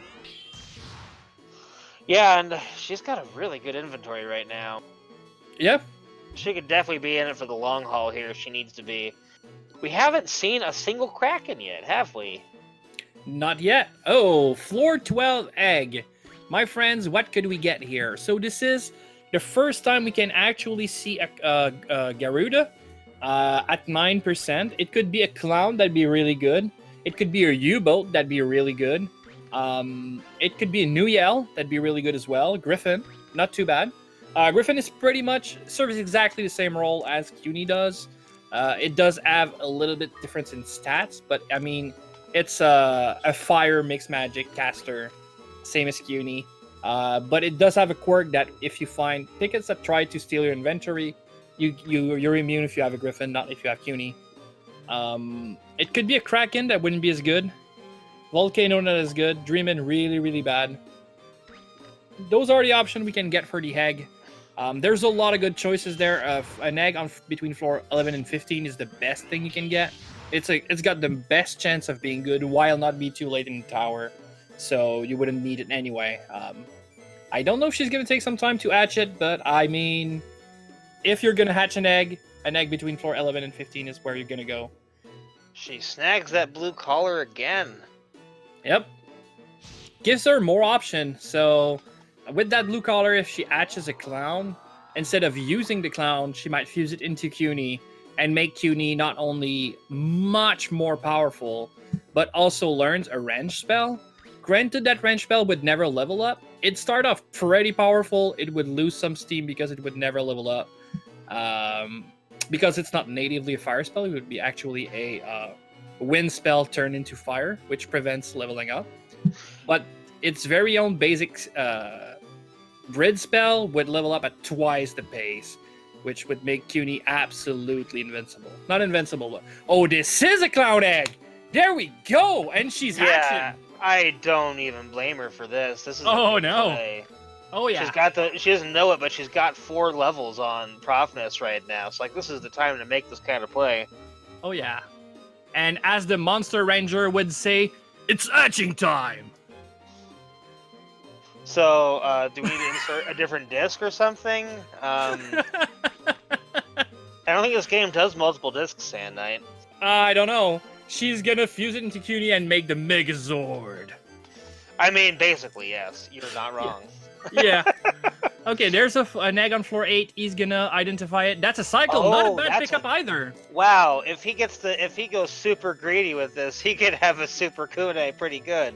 Yes, so it's much weaker in terms of damage, but what Cyclones gives you in a fusion is every time you spend mana, you're gonna spend only half as required to do what you want to do. So a mixed magic that would cost half an MP would... Ooh. What are you doing, Deme? Just combine them. She needs to fuse. I think she forgot how to fuse. I think she, I don't know if she's used to this. Like, most of us don't really fuse in this game much, but we were unaware of what you can do. That's what you want. Yeah, there you go. Yes, all right. So you can see there is not a beige square behind the name of the second spell, which is Laydown. That's means this spell won't level up, but it starts level 22, which is extremely good. And I mean, it's actually twice CUNY's level. Oh, I will step 22, but man, oh no, ProfNES is half speed of 2 U-boats and a... Okay, you still don't want to fight a Kraken? No, she's gonna believe that next hit is a kill, but it's not. Next hit is not a kill. She needs to do something. Okay, she's good. She's good. Oh boy. Whew. Yep. Easiest math equation in the world. Kraken. Everything was going on at the same time there. Yeah, both sides is giving us action. Yeah, Duct Tape, I bet you weren't expecting Monster Rancher references and Azure Dreams. Oh no, he loses Kunai, but thankfully... Oh god, this is a bad place. Yes, and sadly, because of losing CUNY, that Cyclone won't be useful. Cyclone by themselves are not really good. What he could actually do is if you find the Clown Egg and the Blue Collar on floor 12, he can fuse those 2 monsters together and have a Clown that costs only half the HP. Oh, he's got a Restore Scroll. Forgot about that. That's good. That's good. I don't know if Lady Deme knows about using the wrench spell on CUNY, though. Oh boy, Ooh. There's a lot of Krakens on Deme's screen. There's another one in the top corner. That's gonna be scary. They're just everywhere. Oh yeah. No, I'm sorry, this must be a commentator's curse. I was talking about how we hadn't seen any Krakens. Yeah. And now we're just flush in Krakens. Release the Kraken. Apparently. Oh. Okay, Paralyzed needs to last for... Okay, that's good. Whew, I was gonna say at least 3 turns because that was... Yeah, it was not gonna work. If I was in her head right now, I would be saying, command Kunai in a direction forward and eat. Oh no! You went. Oh no! It connected because of the angle. Oh no! Yep, but there's no connection there. Cutie's gonna receive a strong hit. She's fine. She's fine. And ProfNES seems to have a much better time than a few seconds ago. There's still many monsters, but he's far away from them. But he needs to find an elevator as quickly as he can. Floor 9, again, this time is being very harsh on ProfNES. Ooh, CUNY is dead, I think, on Lady Deme's side. Oh no, but that's too close for comfort. Oh, and that Kraken's gonna make it game. That's it. Look at all those Krakens. They're everywhere, and that is the end. She got access to... Yeah, she got access to Super CUNY. Honestly, CUNY fused with a Clown is really good, but it's not as good against Water Monster, obviously, because of Fire typing. And as soon as she's got access to Super CUNY, she only fought the strongest Water Monster in the tower, which is the Kraken. Yeah, Curse Floor 13. That's just where it ends. So a good chance again, that ProfNES has to deal with this same nonsense when he gets there too. So. Yeah, and she died both times on 413, both time at 27-minute marks. She's like a clockwork. She's just making sure that she dies at the same time, at the same floor. I'm trying to get that number count up on the floors for clockwork, and Yeah, that's what you call consistency. But joke apart, that does still gives 33 minutes or 32 to ProfNES to actually reach floor 14. Again, I don't think time is going to be a problem this time. It's going to be how harsh the floor decides to be, and I've seen a pretty harsh floor 13. Not sure ProfNES will be able to get through this, but I hope it proves them wrong. I don't know what tower that Lady Deme was in, but like ProfNES has just been getting bullied this seed. Yes. And like she didn't get any of that bully. Yes. Like I said, you don't want to explore floor 6 through 9 because that's what happens to you when you do. He will get to floor 10. If he does, he's going to be much higher level than she was. But as you've seen, she ended up on floor 10 with level 5, and she got that XP back just by snapping her finger. That was pretty good. Exploring and fighting on floor 6 to 9 is just not worth enough. Floor enemies on floor 10 gives you double the experience, and they're not even as strong. So yeah, U-boats don't give a whole lot. Blooms give you as much experience as a troll, and they have 3 times the health, and they're water monsters. Yes, exactly. Actually, they give you less than a troll because I did a glitch entry once, and my first enemy I killed was a bloom, and I didn't get a level out of it like I do with a troll. So actually, no, they give you less experience than a troll. So can you believe it? They are terrible. Yes, and they're way too tanky. Yeah. Bipedal nightmare plants. Yes. So Lady Deme showed us a little bit of the town at its start. Like she shows you your house right now. You can see that it is a dirty hovel. Granted, I'm gonna give this one to CUNY. It is a dirty hovel. She's gonna take a bat in a drum, in a oil drum. Yeah. I mean, you can absolutely improve that. The second bath is a very, very big bath. And the third bath the third house you can buy has a bath that is a giant jacuzzi with a golden lion head pouring water from its mouth into your bath. So even though it has absolutely no gameplay advantages, I am going to say that the first time that I bought that house, it felt good. So this game, as much as these runners will not make it look that bad, this game is really bad in terms of how it treats you, especially your first times playing it. And a lot of us, when we were playing this game growing up, we didn't get very far very fast. So, like, getting your town built up and, like, getting all this stuff, it makes you feel like you beat this game. And, like, that feels very good. Yeah, exactly. I cannot stress enough when I say some items are good, some equipment are good, some stuff are good, it's only relevant because enemies are so tough. Granted, there is no boss battle in this game, but every encounter is a boss battle. You need to treat every enemy you encounter as if it was a boss fight. You need to have medicinal herb on hands to heal. You need to have fireballs or paralysis ball. Like, we've all played RPGs when we get spell to buff your own strength or buff your defense or drops the enemy's attack and stuff like that, and we never uses any of them because why would you stop doing your strongest attack, right?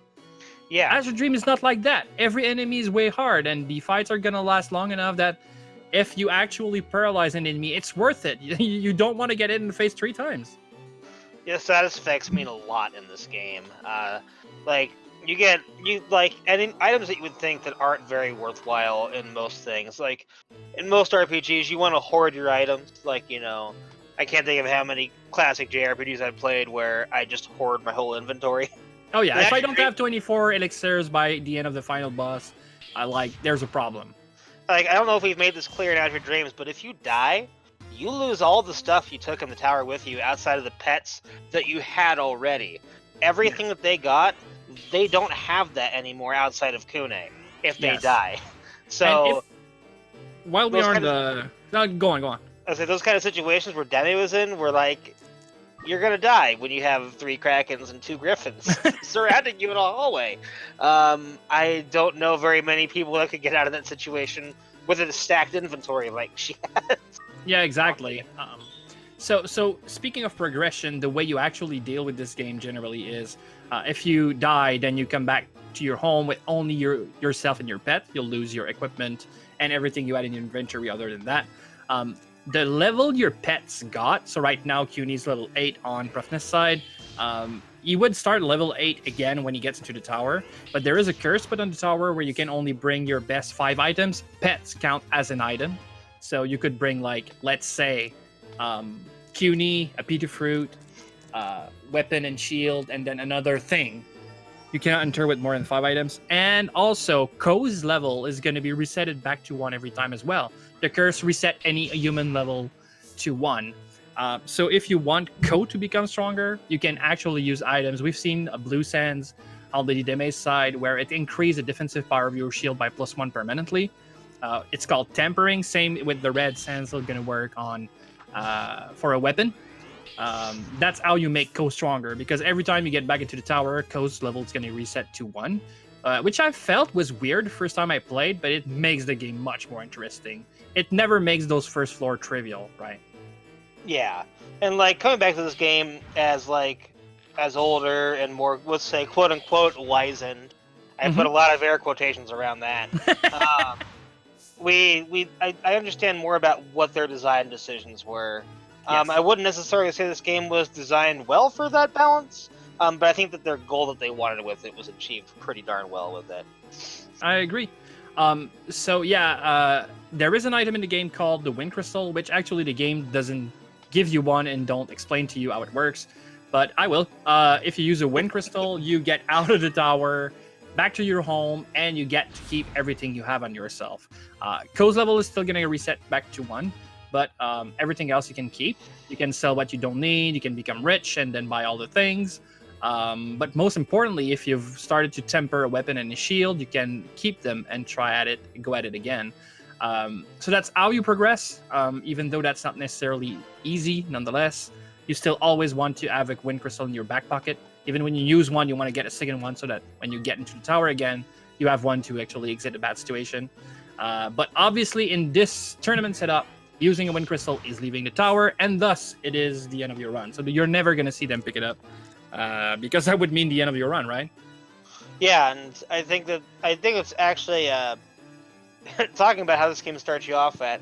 I think it's pretty mean in a game that kills you as often as this does, that it doesn't give you a Wind Crystal on your first entrance. Like, yeah, oh, here's how the game starts. Here's your equipment, and then you're dead on floor 2. Yeah, and the starting equipment they give you is not too bad. I mean, it's nothing great, but the Fireball and at least Balloompa Heg might be funny. But the Fireball is good, and the gear is decent, better than nothing, right? You want to have it for your second entry, especially since the first time you're going to die pretty quick. So not having a Wind Crystal to keep these things is... Oh, and floor 11. Yeah, I forgot about that. Oh, yeah. We see... First face in the top left corner where she's like, oh, what's happening? No. Logically, that would paralyze again. It's supposed to be same RNG, but since it took another target, maybe it didn't. Oh, yeah, you need to take care of that. Oh, no. Oh, you need to take care of that volcano as quick as possible. Luckily, the troll stays asleep. Uli? Yeah, he does have a second fire orb. He has that cyclone, but I think he wants to try to save that cyclone. I think so too, and I'm not sure cyclone would be a kill. Yeah, fire monster. At this level, it might be, but. Okay, if he uses Holy Bell in such a small room, it'll be hard to protect both himself and CUNY from the entrance. Well, and also, as I was explaining earlier, with ranged attacks. Yes, Egg Bomb. Oh, Egg Bomb might not kill. Okay, good. It spawned on the top side. If it didn't, it could have attacked the troll instead. And okay, he's fine. Wow. Okay, good. Good plan, ProfNES side. That's what I want to see. A lot of resources, but he got out of it. That's well, yeah. You can't take it with you. Yeah, resources was HP and an Egg Bomb. That's decent for getting out of such a bad spot. Way to go. So he needs to reach floor 14. 13 was pretty bad, but if he reaches 14, then he's good. I know ProfNES calls changing playstyle getting into YOLOvator mode, which I always thought was really funny. And I know ProfNES would probably change his playstyle getting on the 50th minute if he gets there. But with rooms like that, it won't last long. I can tell you that. Yeah, pretty clever. You want to run away from this. Yeah, you don't want to get into that fight. Yes. Oh, and the Griffin woke up too. If he'd got in there, that could have just wrecked him bad.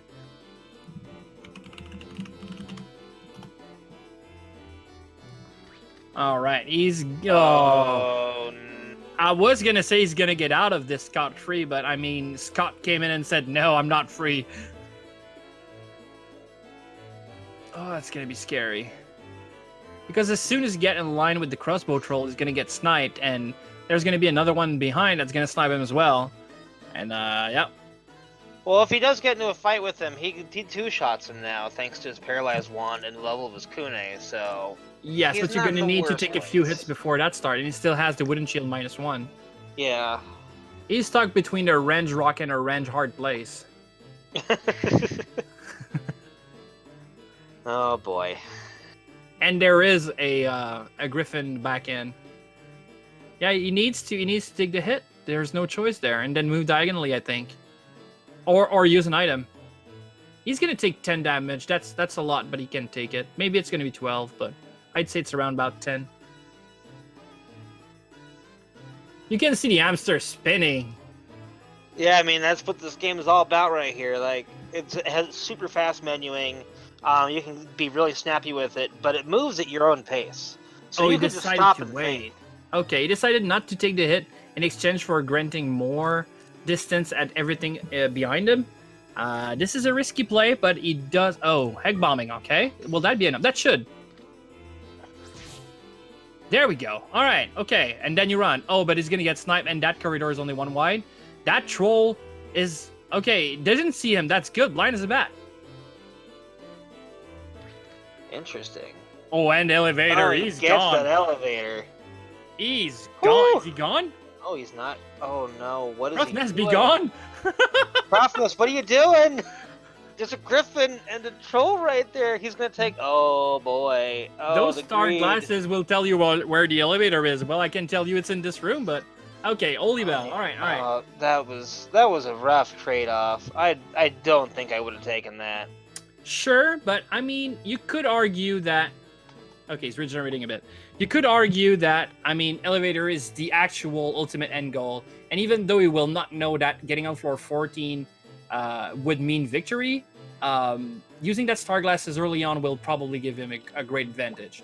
I'm still on your side. I mean, Oldie's bell is one of the best item in the game, but yeah, I think there's something to argue here. Oh, And man. maybe he really Oh, wanted boy. to have a. Okay, he can fight that, no problem. He's got the HP for it. Did he find that decurse scroll that Lady Deme found? I think it was on floor 12, wasn't it? I thought she dropped hers on here because she was doing the collar stuff, I think. Oh yeah, there was a item room. You're right. He goes right for it. Yeah, That's item the room, kind I of think. play you need right now. But I mean, elevator on the right side as well. Okay, he goes for item room. You'd be Greediness in hard this. pressed not to. Yeah, there's no coin in this room. You might have thought like, oh yeah, there's a lot of items, but it might all be coins. We don't care about that. All these scrolls good. Oh, he's exploring the whole floor. That's scary. Oh, ProfNES, why would you explore Krakens? Oh. Blue collar again. There's an argument to make. I always explore floor 12 for the collar. Maybe you want to. Oh no, he cannot fuse that cyclone. He used it for a egg bomb. Nope. So No, he didn't. Oh, no, he did. Yeah, he yeah. On the troll earlier on. So there was absolutely no reason to get blue collar. So he probably was hoping for just better item. Like he wouldn't spend too much in exchange for getting. I know you're scared. I'm scared as well. If we see a Kraken on screen, that's gonna be bad. Please, no Krakens. And he's gonna keep exploring. Oh, and why he's does gonna- he... Why does he gonna poke need. the beast? Yep, he's gonna need. Oh, that's the clown egg. That's the clown what- egg. And that won't work, sadly. Oh, he did Oh no, get the he Thinker's did Scroll. get it. Okay, it's fine. That wood shield is repaired. It's He's not got scratched. one whole defense. Yes, he doubled his defense. That's what you meant. Oh, you're right. Sorry. My math was poor. Well, he doubled the defense of the shield, but he didn't double his old defense. No, his but at whole least- defense is much bigger than 1. It's probably like 16 or 17 or something like that. All right, so he's got the hag. He doesn't have a truth glasses, He's and I going don't for think. that one item. The greed on this dude. Yep, the greed for the copper coin. I've told For you, man. pocket ProfNES is methodical. He's gonna explore everything. He's gonna make sure that he gets everything. And yeah, that takes a lot of bodes time, but really bad for floor 13. yes, then. exactly. That's what I was gonna say. Floor 12 has been pretty tame, but floor 13 has been like Kraken territory all over. Oh man, And there were if so he many does- Krakens. Yes. So I mean, she never found the elevator. No, But, I mean, because- even if he founds it, maybe he won't use it. That's the scariest part. Hey, look at that! I don't think he Mr. has Kraken. anything. Oh, he's gonna fight it. Oh, that's Oh, not a good man. idea.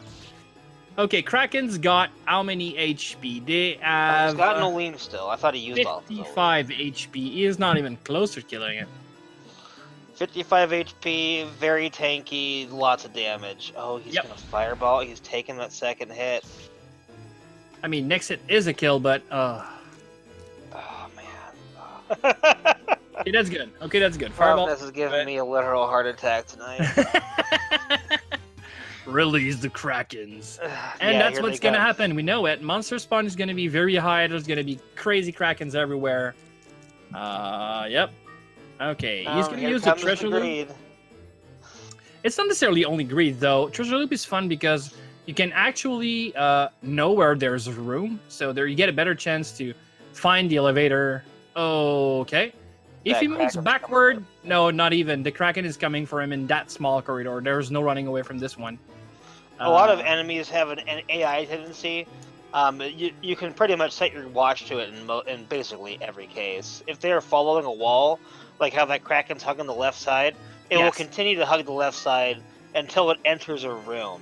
Yes. And so it's gonna, as you can see, it takes a left there and moves right into the way. It's gonna keep following on that left Clever. wall. Oh no, not as clever. Well, not too bad.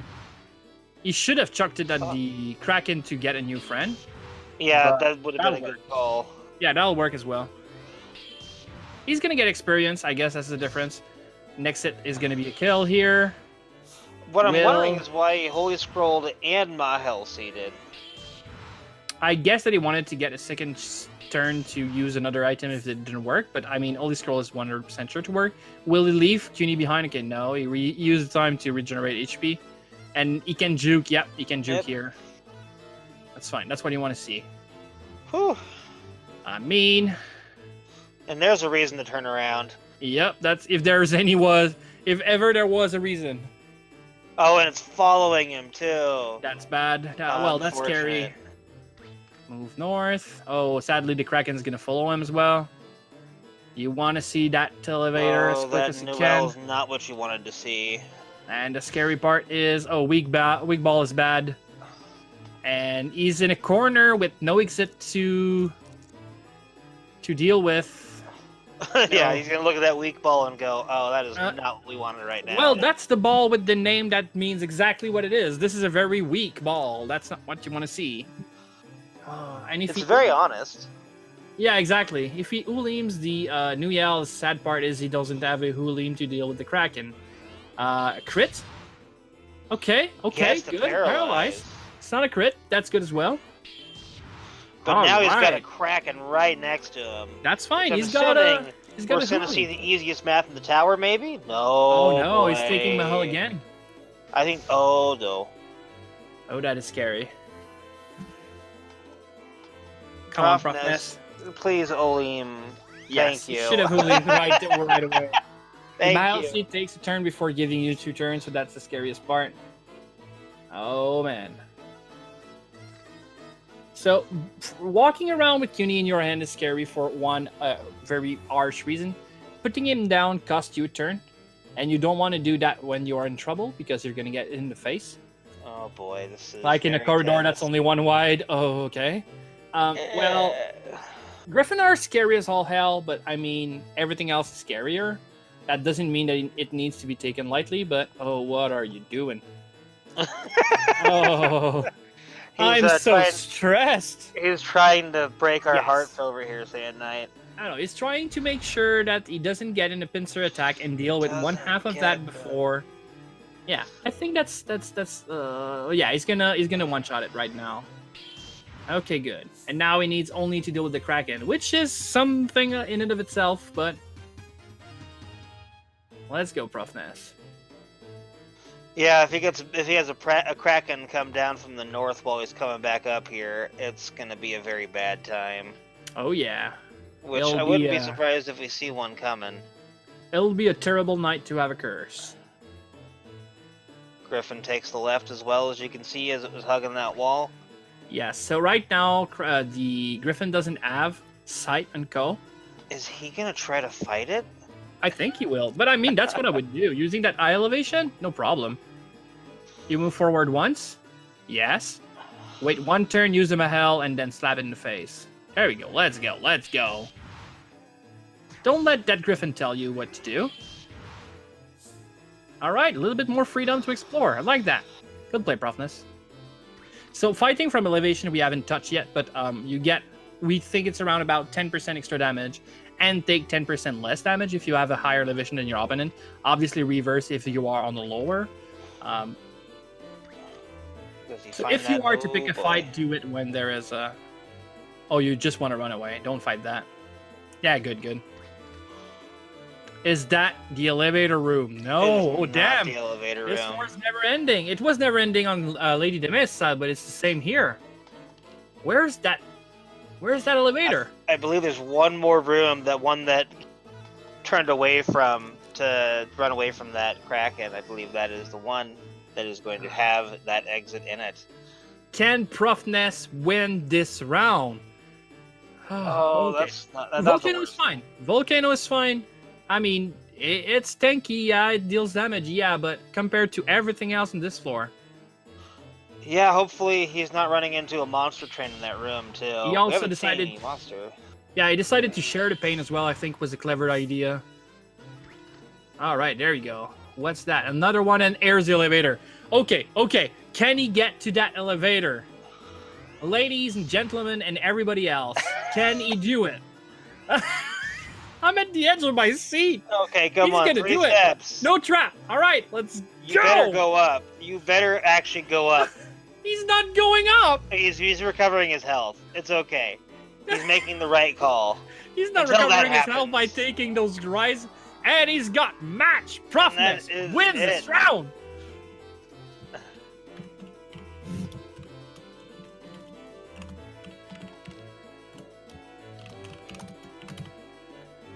Can you believe it? Oh my god, what a set!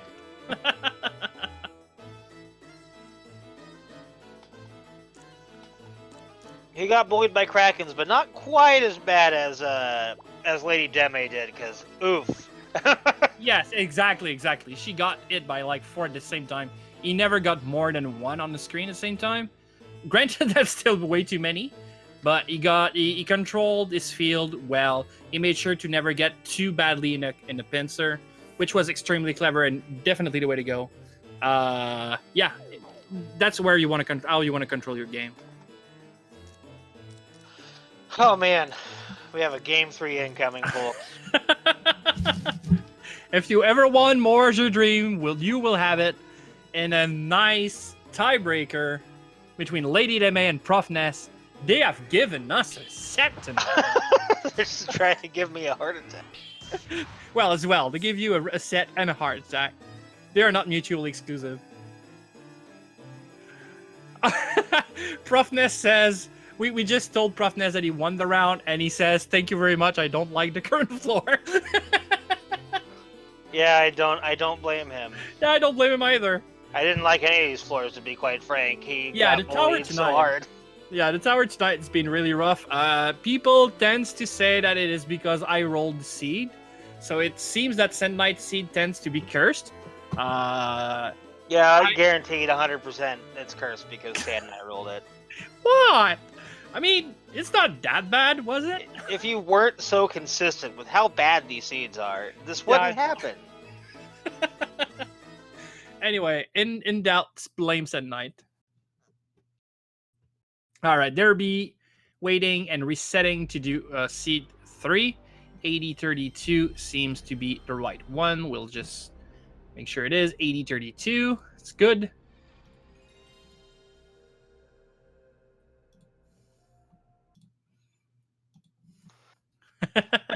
Yeah, the runners are now blaming Sand Knight.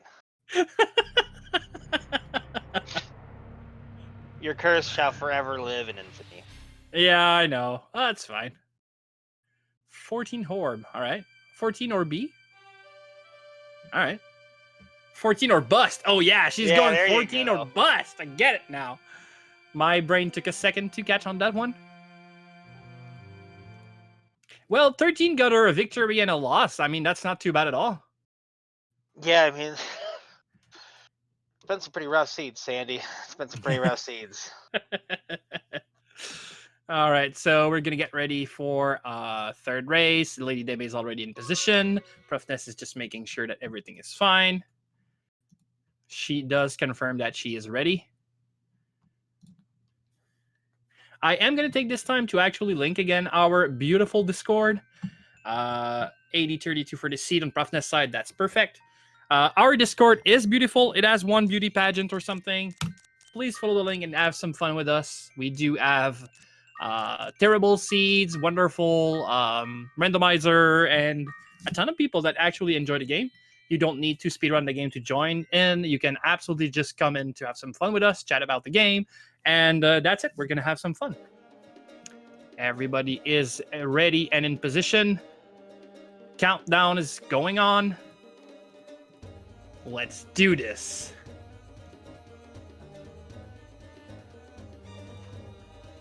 All right, countdown has been done. You will see it a little bit later on because of the delay, obviously. But they are going to be starting real soon.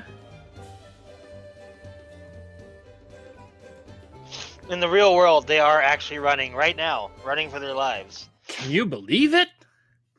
ProfNES, I think, has a bit longer lag than Deme does, so you'll probably see.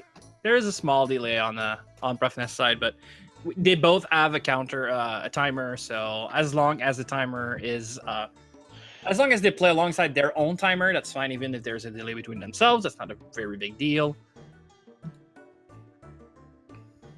And we should see them start almost at the same time anyway.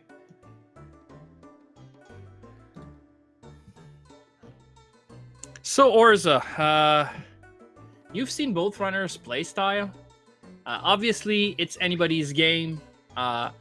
What do you think is gonna be the winner tonight? Is it Lady Deme's a little bit more aggressive playstyle, or ProfNES slow and steady playstyle? Obviously, it's not necessarily about telling who you think is gonna win. That's gonna be tough because it always depends on what happens. But what playstyle do you prefer right now for Tower? Well, it's a tough call. I think so. I feel like in the race setting that playing too safe is dangerous for your time. Like we're seeing ProfNES pushing like mid teens at about almost an hour. Yes. I think that if I'm going to put my money on Deme in this race, because I think she's taking really good calculated risks. Just getting messed up by these seeds. Yes. I think that it's going to be in Lady Deme's end as well. My thought process here is pretty much she's played very differently in Seed 1 and Seed 2. In Seed 1, she explored floor 6 to 9 and then decided to start running very fast on floor 10, which I think is exactly the opposite of how you want to play. On Seed 2, she did exactly the way I think is the right way. And even though she lost Seed 2, I think it's definitely, she lost Seed 2 obviously because she's got in a very tough spot that I don't think anybody could have gotten out of. But I think she looks stronger in Seed 2 even though she lost. And if she plays like that this time, I think her destiny is in her own hand. ProfNES is going to produce a very safe floor, I'd say 15-ish in an hour. And unless barring a very bad situation, I think that his playstyle is very, very safe. and he's going to produce floor 15. It's about, will Lady Deme beat that amount and make so much ground that ProfNES in an hour cannot beat it? I think, like I said, her destiny is her own end. She's playing against a slow and steady, advancing, never stopping ProfNES. Yeah, which can be a pretty tight matchup by the end of that timer, because ProfNES is going to use that timer to his advantage and be like, I have this much time, I don't have to be at this floor at 30 minutes, I can be there in an hour. And which means if he takes his time and those really bad situations he was stuck in between, we were just like, he's gonna die here, this is it. And he didn't die any of those times.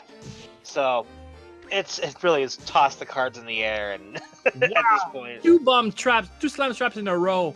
Oh, that's ProfNES scary. is already at 9 HP. Wow. Yeah, I see that. I see that pout in his top left corner. He's pouting. Okay, so luckily he's got level 2 before that happened, which means that he's got at least a little bit of leeway in terms of HP.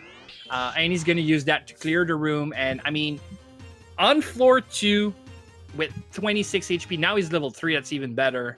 With 30 HP, you have more than what you need to survive. So I think he's in a good spot. That's just was way too scary and he's taking the time to actually regenerate it. I think that's pretty clever. I like seeing that in a ProfNES side. I would definitely do that if I ran into 2 slam traps in a row on this low of a floor. Yeah, and Lady Deme, we're gonna play safe. Lady Deme didn't get into that, so I think that's pretty good on her side. But I mean, he's gone through it. He's fine now. He can move forward and feel safe. And he's got the extra XP for it, so that's good. Yeah, thankfully that wasn't like 2 slam traps and a bomb trap in a row. I mean, I say this, but then maybe there's a slam trap, another one right next to it. Nah, he saw a monster coming this way. Whatever was starting the trap. Yeah, he's fine. I mean, it's not as if there was 12 bomb traps in the same room, each of which would trigger the other one, and then it would deal a giant chain reaction, killing you on the spot, right? Yeah, we've definitely never seen that happen. I don't know if this is coded as a thing that can happen, or if the game just really rolled that randomly, but that was a thing to behold. Yeah, that's if you come join the Discord, there's a clip of that in the Discord of the probably most unlucky traps I've ever seen in my life. Because if a bomb trap happens and it's another trap, it triggers it as well. And it does AoE damage. Another slam trap on ProfNES sides. What's that? He's just getting slammed over here. Yes, he No is. joke. And a poison trap, but what is this scene? Oh. I am sorry for nothing. Yeah, I wonder who we have to blame for this. I don't know. Do you have an idea? And it is upside down, but what the hell is this? He is low health, upside down, poisoned. Everything is gonna be fine. And Lady Deme hit that reversal trap, but missed everything else. So. Yep, that seems like a good idea. And he's trying to make sure that we are all sick by rotating camera upside down. That is not easy on the eye. All right, it's back up. He's fine. Oof.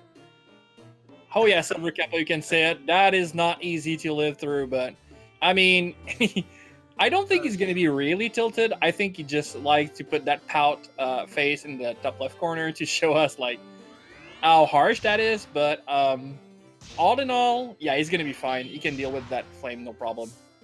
Well, there's a slam trap in this room. Water crystal. Okay, water crystal is a very interesting item. Never believe what the description will tell you. It tells you that it restores everything's HP back to full and MP. It's actually every monster's, every pet's HP and MP familiar, but not Ko's. It's still one of the most powerful item in the game by far. Don't miss. Okay, it's good. So yeah, it's one of the very good item, but don't use it when Ko's HP is low because it won't actually restore your own health. It's only your pets. But the fact that it restores decreased stats and most importantly magic point is extremely powerful. We make the joke all the time about who's the best waifu in the game. I like to say that the best waifu in the game is Water Crystal because you're always happy to see it. Yeah, Water Crystal is just good to have in the back pocket. And I do believe that Lady Deme didn't get that Water Crystal, did she now? I don't think she did. She's already one floor over, so I don't think she explored that much. Maybe she is, I don't know. I don't know how she's tackling this tower right now, but I hope she's not going to just blast for it. You want to explore those early floors. I mean, she's been explored pretty quick, too. She might just be utilizing her time a little more recklessly, but still getting stuff in. Like, Yes. ProfNES has been having to take this time because of all the traps. Yeah, exactly. That's it will not necessarily tilt you. And like Ghost Eyes say in chat, I agree that ProfNES is probably more and then analysis type of thing than anything else. He's not tilted, but it does like not necessarily change your playstyle, but you're gonna be like, what's happening? Okay, I need to do something. When you actually need not to. Did you survive that trap? Yes, then move on. Continue playing as if nothing happened, right? So, Lucius, water crystals are a item that heals your familiar to full health and full MP, and also recovers all status effects that your familiar has. Yes. So they're your best healing thing for your pet you're gonna find in the whole game. It even works if you have two pets out at the same time using the blue color. It will restore both their HP and MP to full, and their bad status are going to be recovered. So that is a very good item to find. Of the three crystal, this is always the best you're going to find, unless you don't have a pet anymore for some reason. It won't resurrect them. I said cures all bad status. It doesn't cure being unconscious. But other than that, I mean, this is definitely like the best pet item in the game. Yeah, it can't revive your pet. The only thing they can do that is your Restore scroll. restore scrolls. It's even better if you have a pet like a block or a arachne that will acquire. They have a special trait that makes it so if they gain 2 points of attack on a level up, they are actually going to win 2 out of 4, which is like out of double. If they have 30 total attack, they're going to have 30 out of 60. And it is considered as if it was a weakened attack state, and Water Crystal cures that. So even though it's not that its attack is weakened, in all reality, it should be 30, but their trait will make it 30 out of 60, and if you use Water Crystal, it'll heal that, bringing your Arachne back to the full 60 attack it should have, and 60 is crazy high. Yeah. Same with block and their defense. They gain double defense, but you don't get the double right away. You need to cure it to get it back to double. Water Crystal will cure that as well. All right. ProfNES making it to floor 4 with all these sleepy monsters. Yep. There's a lot of monsters. And they are waking up. So I don't think they have a 1, right? They're still in copper wood. That's harsh. No, ProfNES has a wand. I think Does he's he using now? a money wand. Ooh. It's the yellowish wand, I believe, is money wand, isn't So it might be seal as well? Oh, I think it's money. Yeah. It feels yeah, it's all gold. It's money wand. Which is really bad. It's better than no funny. wand, in my opinion, but It's better than no wand. Blinder Ball. Oh yeah, now we have something really, really good. I can't seem to. Okay, she's gotten seal wand. Okay, There seal we wand go. is bad as well. I mean, and it is a money wand because she actually dropped hers on the floor. So yep, she's keeping it. I guess she really will only change for a good wand for anyone once she gets to floor 6 or 7. Which is very clever. If you get a better items, you don't want to be stuck with a cursed equipment. But starting floor 6, you will need an upgrade in some sorts.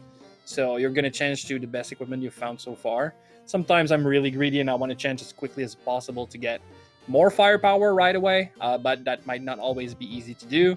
To wait, I mean, and Deme is showing patience. I like that. Yeah, it's something that I like to do a lot, is if you find one of those wands that you're like, it's a toss-up, like if it's cursed, it's bad, right now because I might just find a Scarlet Wand. But if you Yes. get into a pinch and you start feeling like you need that additional boost, even at the risk, I think it's worth holding. I think it's worth holding until like at least floor 6. 100% agree on this. The These reason floor why it's... Sorry, sir, go on. these few floors are not terribly threatening. If you're just like, if you take your time and you just make your way through it, because you don't fight any water monsters until floor 5, and the mana waves are not the most common thing you're gonna find here anyway. Yes, and the reason why it's hard to wait sometimes is just that any wands is really gonna be an upgrade no matter what. Even if it's cursed, it's much stronger than a copper sword you have. A cursed one will give you 0 attack power, which is the equivalent of being empty-ended, but you're still gonna get a 25% damage, which is obviously the only really important thing in all this. So the difference between a cursed one and a normal one is just 1 damage, right? But obviously the bad part about being cursed is being stuck with it. So if you do find a better one later on, then that's bad. But if you don't, well, that was the play right away, right? Well, at the end of the day, that money one isn't cursed. But we don't know about the seal one. No. Oh, good. A little worried about that Kune's health there on Deme's Oh, is it side. low? Well, it took 3 or 4 hits from 17 health. 17 is not too bad, yeah. Higher elevation probably did help a lot because taking a few hits from Maniva is scary, I agree.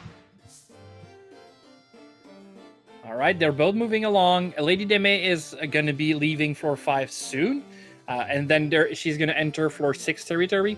I want to stress how important her playstyle starting on floor 6 will be. I want to try and check how she's going to play out that floor. If she does find an early elevator, is she going to use it? Because I think that's going to be the theme of this game, of this very own match, is how she's going to tackle this. I'm not saying it's not important on ProfNES side either, but I know that no matter what, he is going to explore floor 6 to 9. That's not going to change. He's just a type player who does that. So we do get a little bit of interesting information that Seal Wand is not cursed. good. And we get there's a little bit of information if you saw on that spin in there, Sand Knight. Lady Deme could have seen that elevator. Ooh, interesting. Okay. It's to the, I think it's literally just one room over to the left. She might not have seen it. Oh, she did. All right. She totally spotted it. Will she explore? She will probably at least explore the room. That bloom is not going to be a problem with a wand. She's going to get it for 2 times 7. 14 is nothing. Probably gonna check that crystal, and then it's a water crystal. Another Beautiful. water crystal. Wow. Oh, And is she gonna do it? Okay, she rotates camera to see that there is a room. So that means that she might not want to explore as much. Because you would have not rotated camera to check if there was a room in front of it. And she is exploring. Okay. She's going for it. Yes, we're going for a slow and steady race. Maybe she got scared that the only time she played a little bit riskier or quicker, I'd say, she actually lost. It might have actually played on her mind a little. And I think she's going to copy, or play the style. She's going right back to that elevator, I think. I don't think so. Playing just a little bit of search. Like, okay, I'll go a few rooms around. I'll give a little bit. Yeah, I think she's going back. Oh no, you can see that she doesn't know either. Hey, can't get rusty if you don't have anything that can rust. Yep, only wooden stuff don't rust, so she's fine. Medicinal herb is a nice pickup right now. Oh, yes. Yep, and she's... Oh, no. Oh, no, will she pay for exploration? Will she pay for that exploration? Oh, and an interesting thing is when you fall asleep normally, Kune will come to defend you, but if he is in a doorway or if you're in a doorway, he's just gonna go, nuh-uh, I ain't doing nothing. Yeah, I'm so doing Kune nothing for nobody. Yeah, Kune protects you inside the room and outside of rooms, but when he be is... careful, Deme. Okay, good. Nah, it won't deal 11 damage. Just a crit would be a bad time, though. Yeah, you're not wrong. You're not wrong. Oh. This is not good, though. That Bloom is asserting dominance, saying just like, this is my elevator, get out of my room. But she's going to make a see a blinder ball, which will make the enemy walk in a straight line until they hit either if they run to an enemy, they will attack. Yes. And if they run to a wall, they will turn right. Otherwise, they just run straight. They just will keep going straight till the end of time, whatever direction they were facing. Oh, that is a lot of blooms. It's a bad time. This is a bouquet of bloom. This is gonna be scary. Okay, luckily brainwash is a good thing. So Brainwash is a very scary ability that'll make. We've seen earlier on in ProfNES side, he actually got his balloon Brainwash. It makes your pet change team and fight against you. The reason why you want to use CUNY to defend yourself against a monster that can actually like brainwash you is because CUNY is immune to brainwashing, which makes the Bloom lose its turn for absolutely no chance of actually brainwashing you. So you want to share the pain against the Blooms, I think. But I mean, this is scary. She's getting low on health real quick. She does have that medicinal herb, so right here she can just turn and use that medicinal. Yep, I think and she get all needs that to. health back. Because you were talking about, okay, she doesn't even want to take that chance. That's a Hulim. That's fair. I think it's fair to get the stuff off her back, and that the Oleum is a fair trade. Yes. I mean, it's a safe thing to have for those Krakens, but if you can't get to the Krakens, an Oleum ain't gonna do you a whole lot of good. I agree. Oh, hey, ProfNES is not very high on health either. And Lady Deme is still gonna get asserted dominance. She's gonna dance with the U-boat, and she's gone. Excellent movement there, in a clutch moment. Oh, CUNY's blind, and I don't know if ProfNES knows that he can pick up his own pet to pass the direction. I think he knows. I think he knows. He did that earlier in the race with a Mahel seed to know that like Kune doesn't get affected by that stuff. So wow. All right. But this is bad because now he's moving away from that elevator too, and he's in a pretty risky spot with his health and his level on floor 6. Okay, luckily CUNY has recovered his eyesight. He will start to help you back again.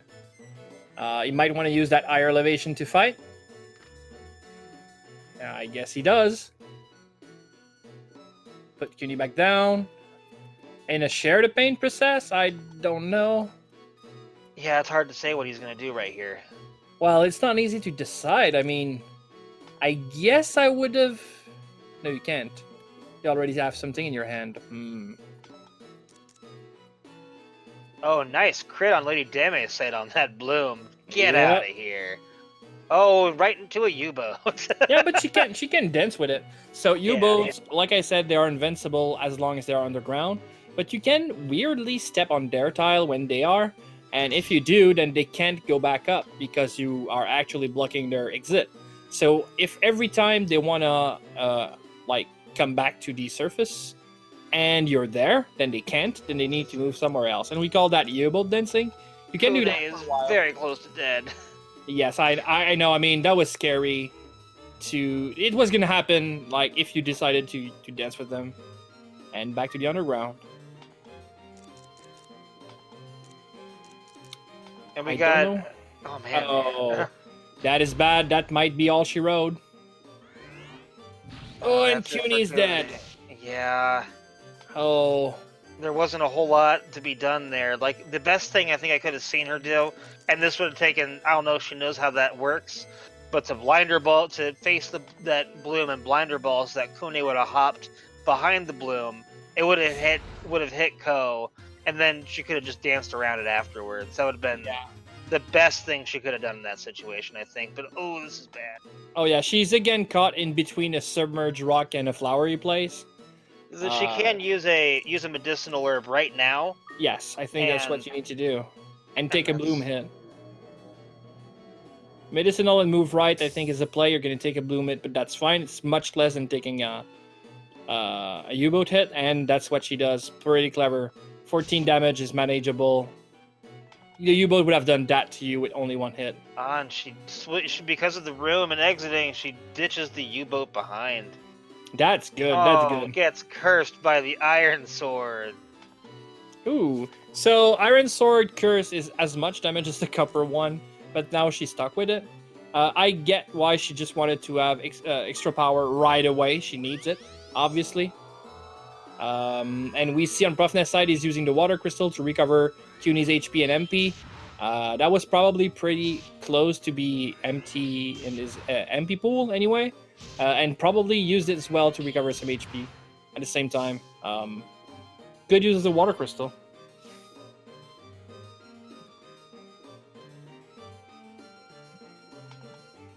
Alright. Oh, and that U-boat is making its way... Oh, no, I think it's going to take a right.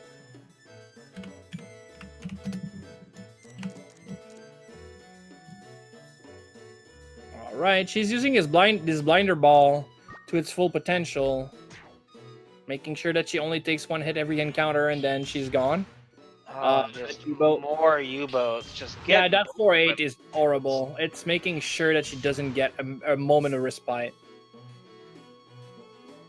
A little bit of a misstep on her side, but she is gonna find a scroll. Oh, no, that's a bad Trap scroll, sadly, yes.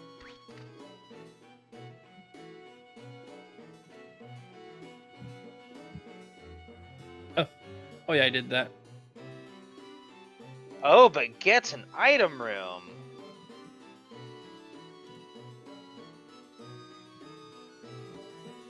Item room is a good time here. Absolutely. She could definitely use a little bit of bonuses. Yeah, exactly. She might want to refresh her inventory as quickly as she can. That Dreamin' should be... unless she missed. Oh, man, she's taking 6 health. 6 damage every time. Yeah, that fireball is required here. Ooh, being level 6... Okay, level 7 is going to be much better. That was a scary moment. It just hurts when you are equipping a wooden shield and having to fight at this point. Ooh, that is a good pickup. Mirror shield is great. It's not much better defensively. It gives you 3 defense instead of 2, so just 1 extra. But it also makes it so 75% of the time you're being cast a spell onto yourself, you're gonna reflect that spell to the caster. So sometimes it's really good because it can kill or put a bad set on your opponent. But just the fact that you don't get to be affected yourself is a victory. If it works or if it kills your opponent, you don't care. Just not being hit yourself is gonna be the victory here. In the beginning, like early on, like they are, Mirror Shield is not necessarily... It's scary because of the low defense power, but like the later you're gonna be in the tower, no shield's gonna save you. Might as well get a 75% chance of not getting hit by spell, and this becomes quite easily the best shield in the game. Yeah, like it, especially once you start getting to scarier enemies like blocks and what else we got in those higher floors that's going to start shooting you with magic. Dragons are a big problem. Oh, unicorns. Yeah, unicorns and their blinder are a problem. Yes. Okay, Cuny has become an anorexic, so he won't be... Cuny on ProfNES side now doesn't want to eat anything anymore, so that's the ability of the Cyclones. Luckily, he recovered Cuny's MP like earlier on, but for a long while, Cuny is not going to be ready to eat anything, and Lady Deme is getting bullied by that tower. Oh, but ends up right next to the elevator. Wow! Alright, alright. Ooh, crit on ProfNES side is very unwelcome right now. Yep, dropping very low on HP, but he's gonna be the winner in this fight. Oh, Lady Deme is getting followed by a... She's not gonna win this duel. Especially if she sleeps. Oh boy. Oh no, not like this. Okay. Like, she's not good, like she's good. So, getting cursed also drops your accuracy a bit, which is why you're saying permanent. I don't think so. Are you sure? There, like, programmers said there's no proof of it, so I'm pretty sure there's nothing. If there is, he never actually stumbled upon it. The only thing that affects accuracy is, I call it biorhythm, but I mean it's the luck stat, as far as I know.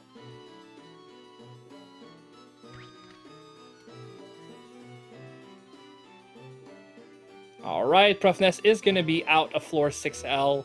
Getting a second water crystal is going to be a very happy sight. And I might not explore. I think. Oh, a Lady Deme died on floor 10. Yeah. She didn't know.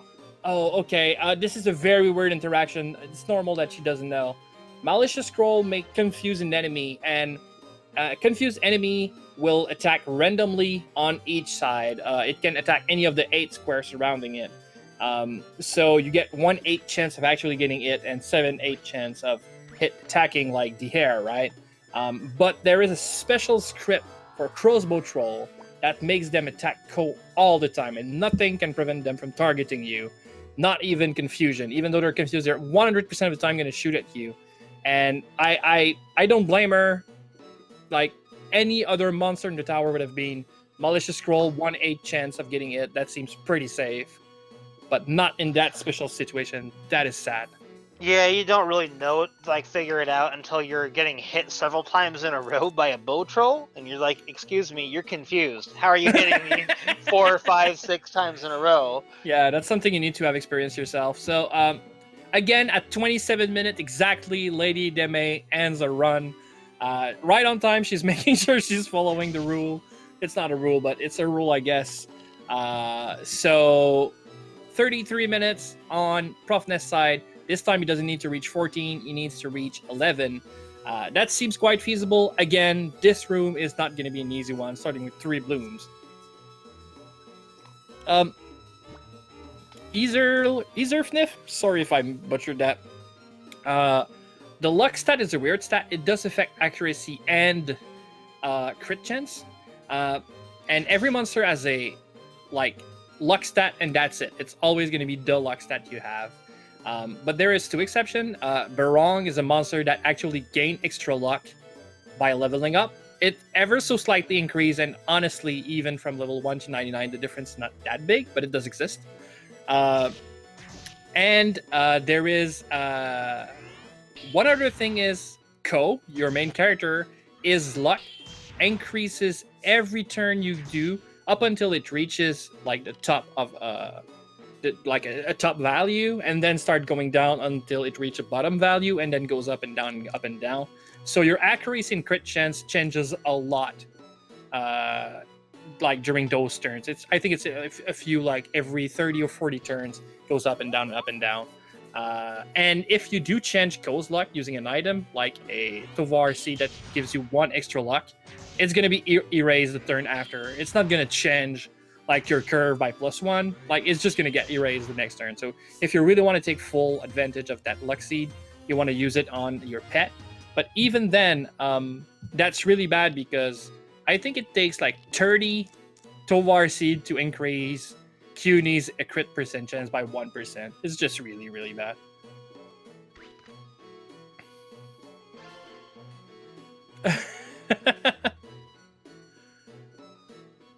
That is sadly a mechanic, Lady Deme. They don't get affected by confusion at all.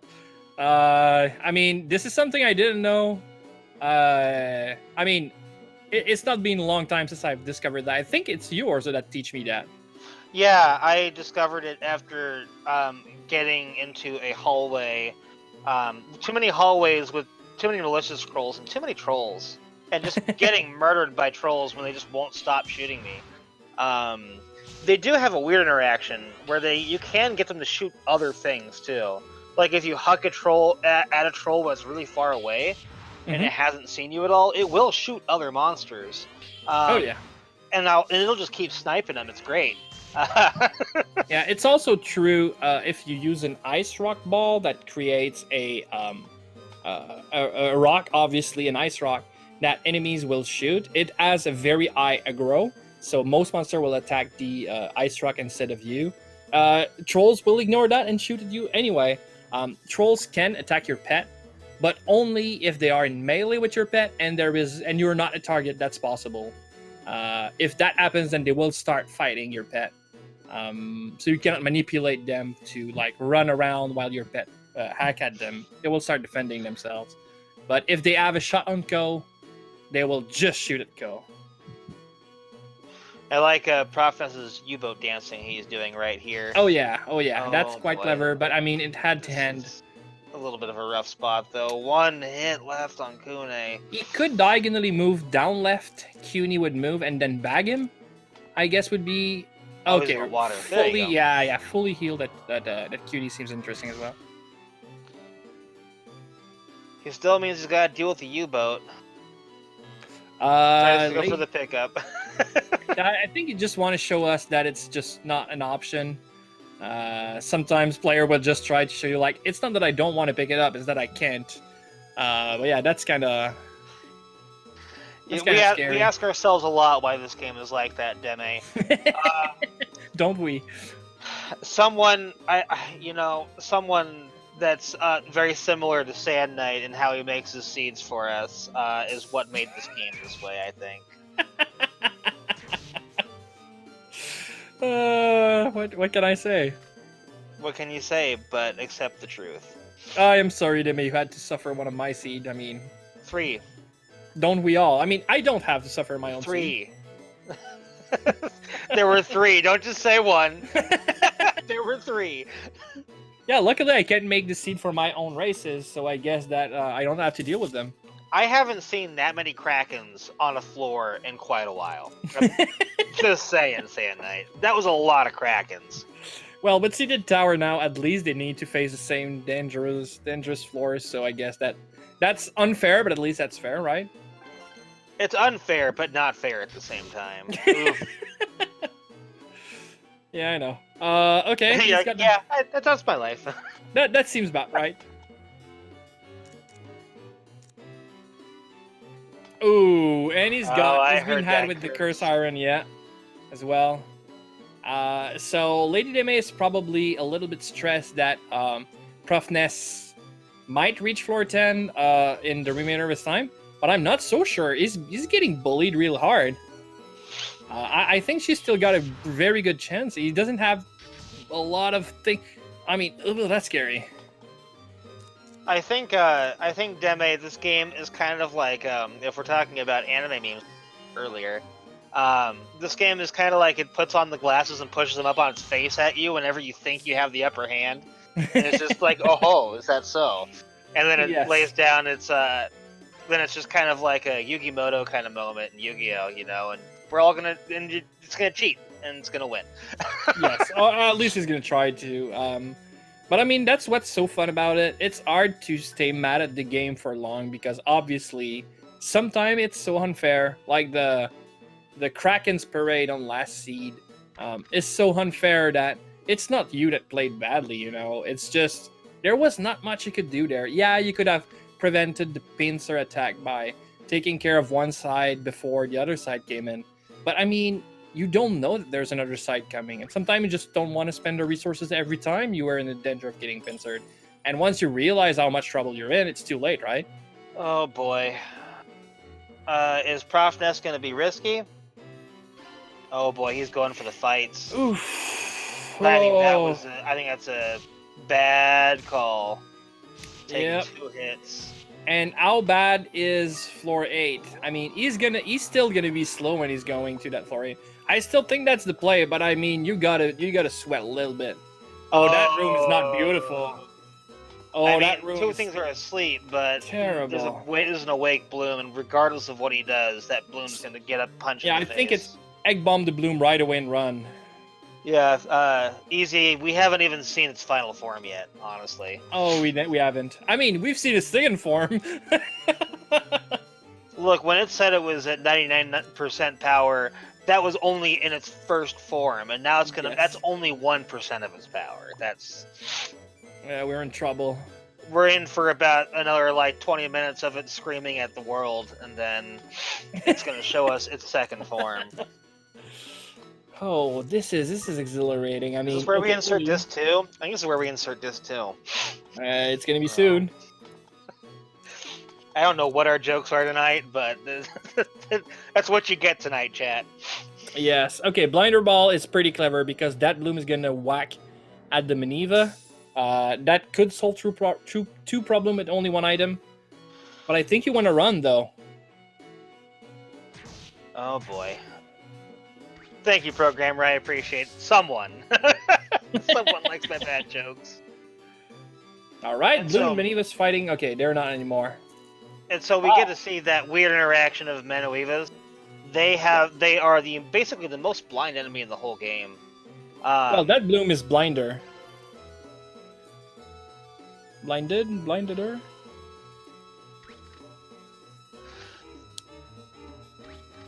Oh, Star Dragon, that's pretty rough. It sounds like Sand Knight seeds. Did I make that seed?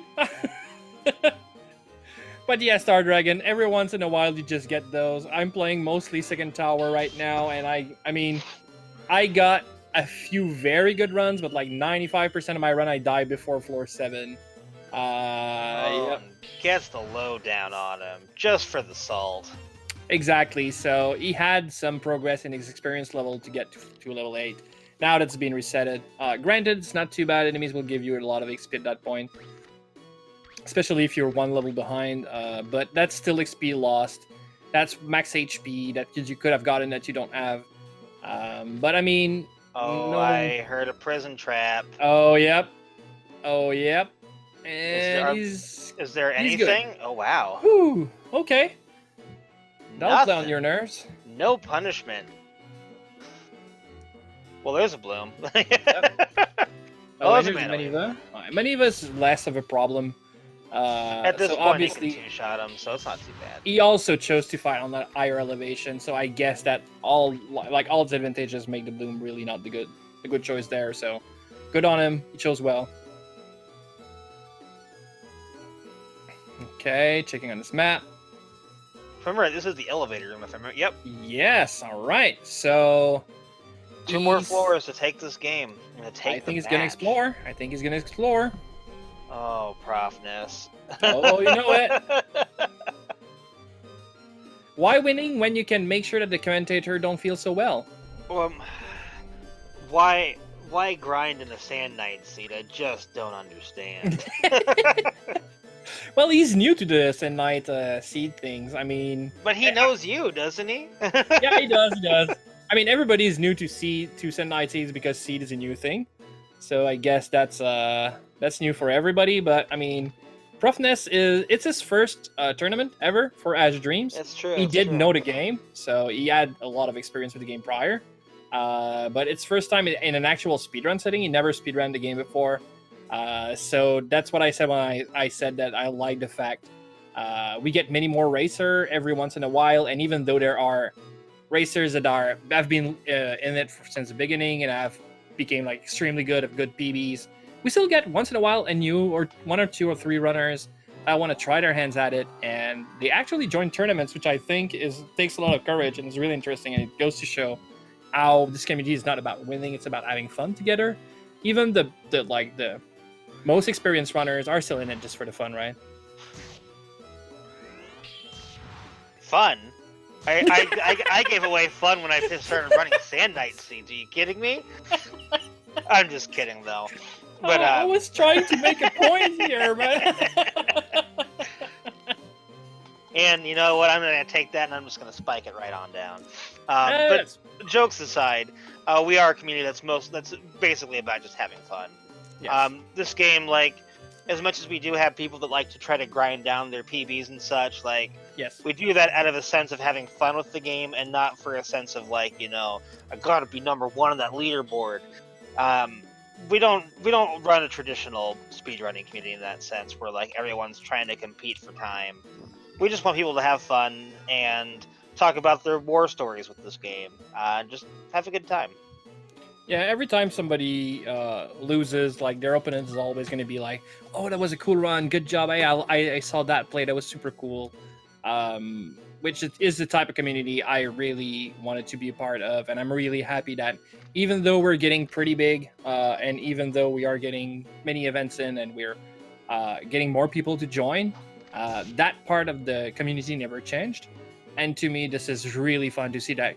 Yeah, people are grinding their PB, but like you said, they're fighting to beat their own PB. It's not like aggressive or so competitive that it's not fun anymore. I like some competitiveness. I mean, we joined the tournament for a reason, right? Mm-hmm. But it's always super courteous and like polite, and it's always about fun. Yeah, we're not like having, you miss a jump or something and you throw your controller across the room kind of gameplay. No. Like, this tower is just cruel and unusual punishment, and it's the thing we all signed up for when we joined this game. Like, yep, I'm aware that I could step on a monster den in floor 2 the second I enter the tower, and then a prison trap, and I'm just dead. And, you know, is Lady Deme gonna get hit by that blind trap that is right in front of her? Nope, she's gonna just... I'm not Deme, sorry. ProfNES. Yes. I'm so sorry. So I linked our Discord again in chat. This is going to be the end of the race soon, for the better or for the worst. You got to understand, even though ProfNES is on the same floor as Lady Deme died, floor 10, this is not victory for ProfNES yet. In case of a tie, so if they die on the same floor, The person who got there first actually will win the round. So right now, if ProfNES died, this is still Lady Deme's victory. Oh, will he take the elevator? He's not. You know he's not. Oh. Is he? Is he? Victory for ProfNES! My God! He didn't explore?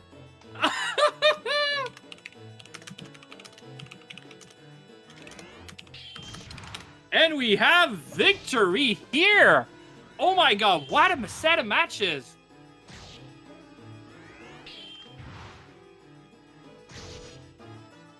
So I'm gonna take a second to actually. And he dies immediately on floor 11. Immediately after he feels free to win. I am gonna invite both of them to our to see if they want to actually get into a small interview. I'll shoot one to Lady Deme. Okay. I'm good. I sent one on to ProfNES. Okay. Oh my God! What a race! Okay, where is my chat? There it is. Oh yeah, GG. Absolutely, GG. That was good game. Yeah, that was pretty wild. Dies right afterward too. Wow. Who do we have on chat? It's Lady Deme. Welcome in, Lady Deme. How do you feel right now? Good evening. That was quite some races. I agree. Wow. Do you have anything to say to Sad Night about these seeds you made tonight? No, she doesn't. You know, honestly, other than could have used a few more shields, I kind of don't think it was Sand Knight's fault. Oh my so God. that Kraken Griffin street fight you had there in the hallway, like outside the elevator room, that did. Like, I'm not sure that's necessarily a part of the seeding of it all. Yeah, maybe in a sense. Like, at a certain point, your movements cause RNG to take over, and RNG just decided to spike me into a pit. I agree. And that never was let really me bad. go. Yeah. Nothing much you could have done starting at the point you saw that there was 2 monsters on each side. I don't think there was much you could do anyway on that second seed. Yeah, I can think of a couple of things I could have tried, but the emphasis is tried. You know, they would have worked. What I really liked about those 3 seeds, Lady Deme, is that you took like the whole race and put it into your own end. You were always many floors ahead, putting pressure on ProfNES. Even though you cannot see, like the tie, if you win on a tie, is a thing, and you always made sure that you were always a lot in front, and if he actually died in the same bad situation you did, you were going to take victory, which is a thing I really, really appreciated. Yes, Sloan City won the race today, but I mean, most of the time, that seed 1 was really perfect, was a very good example of that. Thank you. I am, on the whole, really proud of this. I agree. Of this particular set of races. Like, yes, I think particularly for the third one, I could have remembered that I had water crystals because I'm so used to never seeing them that I just sort of forgot they existed. That's true. There was a lot of water crystals in these seeds. Yeah, 2 in the same seed. Yeah, it was a little weird. You never see 1 and then 2 in the same seed in like a span of 3 floors. That's kind of weird. Yeah. But all in all, honestly, I really like your playstyle. I really like that even on the 3rd seed, you were not like frazzled. You still decided to play a little bit aggressive, taking matter in your own hand. Yeah, you ended up in a bad situation, and yeah, that did end your run early. But I mean, you tried, and that's what I commend out of you. I mean, that's what I think is really, really interesting. You might have lost today, but you played damn well. Hey, we can hear you. Yes, we can hear you. Okay, so can we talk about shields? Yeah, how about them shields? Shields and traps. I've heard of these things you call shields. Can you tell me more leather about shields, that? we had wood welcome shields, in we had Speed cursed Gaming wood 5. shields. We had more cursed wood shields. You know, I don't even know how you got the cursed wood shield. I checked it after I had died. And I was like, how did that happen? How is that possible? Why did you trade a perfectly good wood shield for a worse wood shield?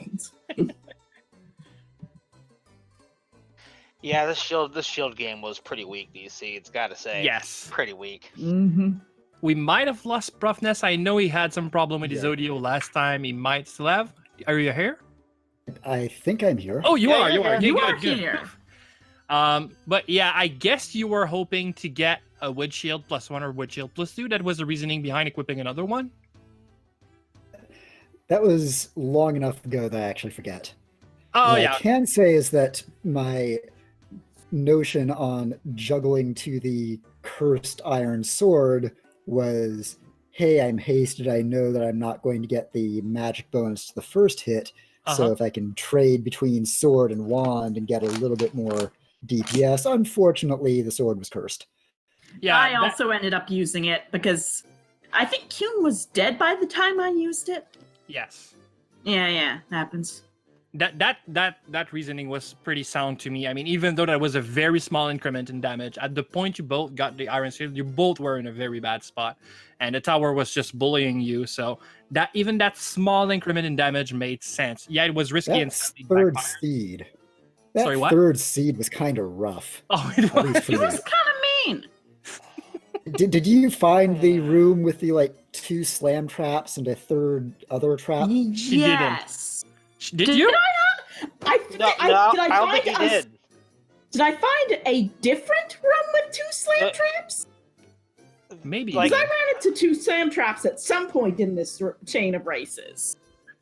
I mean, I got a ProfNES slam was trap like in one room and then 2 slam traps in the next room. ProfNES was a magnet for traps. Like, you all went in the same rooms, but like somehow Deme, you managed to miss most of them, and ProfNES hit every single one of them. Oh yeah. Then For just the third camped race, out. I just sort of lucked into not triggering the several traps I walked on. Don't know how or why that happened. At least something went with me that day.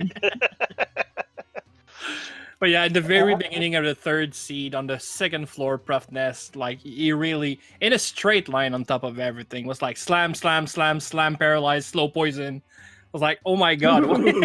I got like the slow traps, like 2 or 3 Yes. in 2 seeds. Yes. Yeah, there were a lot of those. ProfNES, speaking of, one of the slow trap you hit, I think it was the last or the second to last one you actually stepped on.